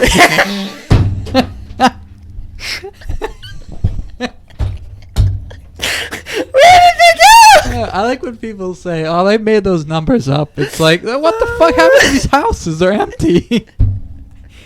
There were houses And then there were no more. And then there's like videos of like Jews being executed, and people are like, "I bet Kubrick filmed this. Is this a Tarantino piece?" It's the dumbest idea ever. Hitler wasn't even real. Have we ever seen a picture of this guy? Yeah. That's in black and white, so it's not real. Things are in color. Yeah. That's black and white. It's not real. Like, look at this podcast. That's a drawing, you idiot. Real life is in color, so if it's black and white, it's not real. You stupid. If Nazis are real, then why don't I see them nowadays? We got into it, and I said, the answer where these 6 million people went is that they're all working on the Jewish space lasers. Yeah. And I think, oh my God, I want to make a bit about that, because I think that is literally like the idea that that's a thought in people's head. The aliens took them to help them with their taxes. It's so crazy. Stupid shit like that. And it's like, yeah, that's a stereotype, but it's dumb. But like, that's what makes it funny. Why would aliens come down to planet Earth and be like, we're going to help the Jews. The whole Jews are really good with money, and they help well with taxes. Mm-hmm. That's really funny to me because of just how stupid it is. Like saying, "Oh, you're Jewish, you're great at money." Like that's not even proper English. You're great at money, and then you add something like aliens are trying to get Jews to help them with money, even though money's a human currency. It's like a fucking mind fuck. Wait, that's so right. And then that's so correct. It's a human currency. So the idea is that aliens took Jews to help them figure out a currency that's American, that's human, and Hitler just so happened to come by with a bunch of Nazis who hated Jews at the perfect time where Jews were taken away. So it looked like the Nazis killed them. And then when we killed the Nazis, about like 20 or so years later, aliens dropped the Jews off, and because they helped them, they gave them lasers, and they decided to shoot a bunch of trees in California. So obnoxious. You know what the best part is all those wildfires are happening while Arnold Schwarzenegger was the governor of California. So that means they saw that Governor Schwarzenegger was down there, so they dropped the Jews off to go ruin the economy. Look at the Australian man. I'll be back. We have to go stop the I'll be back man. Anyway, they were like, I saw that motherfucker in a Predator movie. We're going to get him back. The Predators, that's the aliens that took the Jews. They wanted to get back to Schwarzenegger, so they were like, we're going to take Jews for a while. Okay, and then we're going to drop them off at space later, or, something 50 years later. It's so funny. Oh, my God. We gotta get off of this. I think that this is too much for me. Oh, man. I want to talk about Dom's podcast. Yeah. Dom and Charlie's podcast. Did you hear what they're doing? Did you hear what they recorded tonight? No, I can't say, dude. So they recorded a podcast with Ellie and Sydney. Ellie. I don't know if I want to say her last name because I don't know. Text me it. Okay. But Ellie and Sydney. Yeah, text me both of their last names so I just know who they're. I can show you a picture. Oh yeah, even better. But continue. So they had him on the podcast. Yes. And it's really, really funny because Dominic is the worst. I was just about to say, I bet this was a Charlie get and this not a is Dom a Charlie. get. This is a Charlie thing. I was like, I don't sure. think Dom is a. Yeah, okay, that's one. Yeah, I was thinking that was her, but I wanted to make sure. And then. I'll try and find a picture of the other one. The other one is the last name start with an S by chance? Yes. All right, we're good. Okay, then you know. Yep, I got it. So, they were on the podcast, and I don't know how the girls did. I honestly don't. I'm actually kind of excited to see how they did on the podcast. I bet Sydney did all right. I bet Sydney did okay. Yeah, I don't know. I find her funny. No, I think she's interesting, honestly. I think that, like, her view is, like, super simple on the world. And, like, I think that can be really, really comforting in a lot of certain, tough points that you might be at in your life. But I'm interested to see how they do. But Dominic literally freezes around girls. I mean, literally shits his pants and stops talking. When he's, you know what? So, what happens? And he doesn't know them. Yeah, he's not friends with Ellie. Well, here's the thing: when he talks to women, all he can think about is monkeys doing backflips with the song "Fly Me to the Moon" playing. I like the song that plays in that meme. It's like, oh, it's like a fucking Christian song. God. But yeah, the Dom podcast. Yeah, that's probably gonna be great. I'm gonna say, dude, I think Dominic's gonna be literally the funniest person ever while he just sits there the whole time. Oh, I'm excited to see how Charlie Dom's does. awkwardness is usually really funny. Yeah. Charlie he's just good to talk to. So right. Whatever he and the girls say, it's probably gonna be like funny and pretty good. But then Dom's just gonna be like the highlight because he's just gonna be like the background extra. Right. We could probably FaceTime Matt. He apparently watched. Do we want to FaceTime Matt? Oh yeah. Okay, we'll try and FaceTime Matt. Let's see if he's on right now. Probably.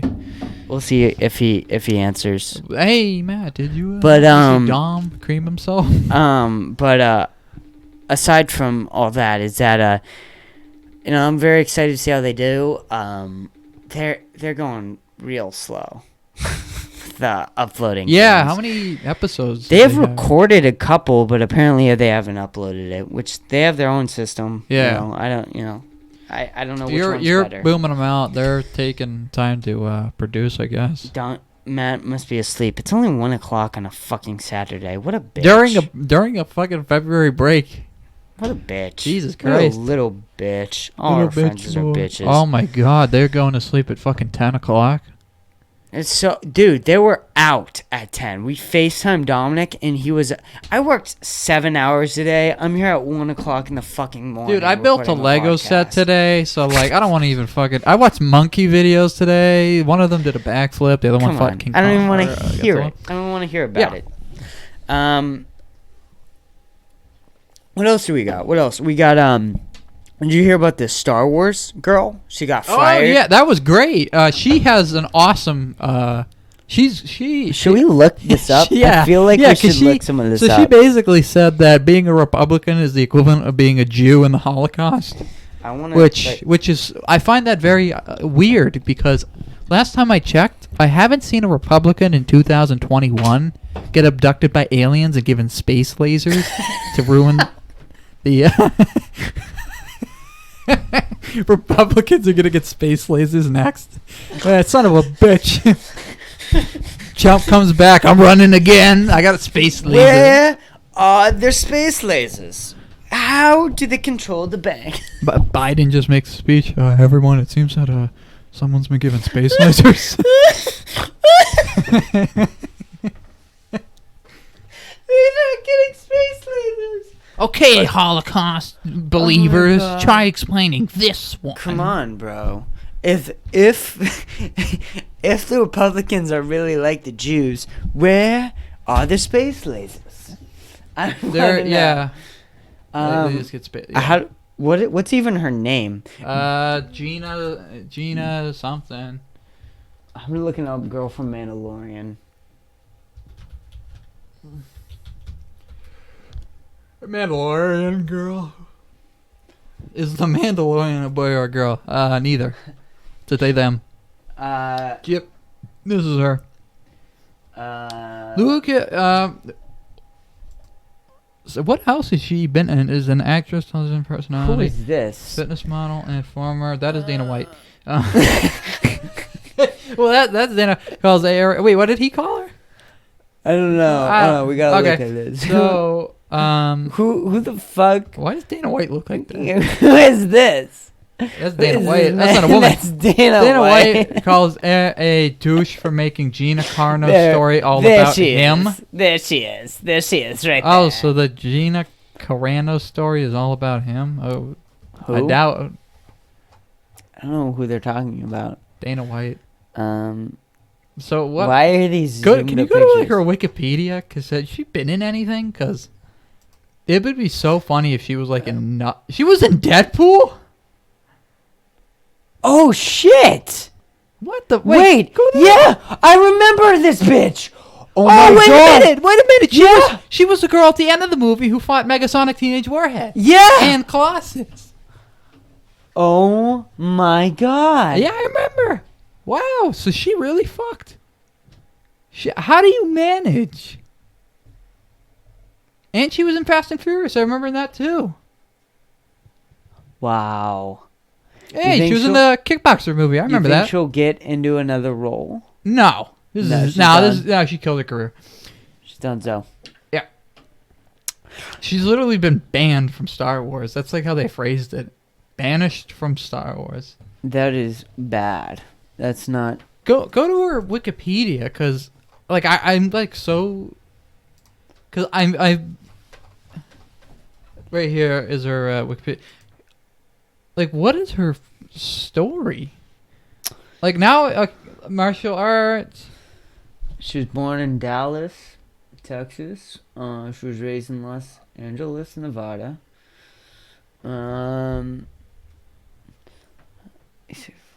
She has 2 sisters. Okay, so that's why... She's a mixed martial arts fighter. Okay, so this is where the Dana White thing comes in, I guess. That makes... Okay, so that explains why she's so, like, broad shoulders. She supports Black Lives Matter. She has faced criticism for her views on social media and political issues. In August 2020, she was pursued by Twitter users to support the Black Lives Matter movement. She called her critics cowards and bullies, while also liking posts that disregarded Black Lives Matter. That led some fans to accuse her of racism. Never mind, I lied. On social media, Cardo has ridiculed COVID-19 mask mandates. Wow. Okay, so she's... And then... So she calls... in New York Magazine, writer Jonathan Chalt compared the episode to the Hollywood blacklist of the 1950s, and that suspect communists were banned from working in the film industry. So... Okay. Oh, so she's just like been hating someone for the political... Okay, so she is just... Well, that's just the Instagram Wikipedia. Yeah, fuck. So, yeah, so she's crazy. Okay, I thought what she said was that... Don't relieve... She got... What the Nazi Germany did is they got the Jews to hate them first. And what she was saying is, like, this could be what the Republicans do with, like, us hating them first. Oh, okay. So, but her point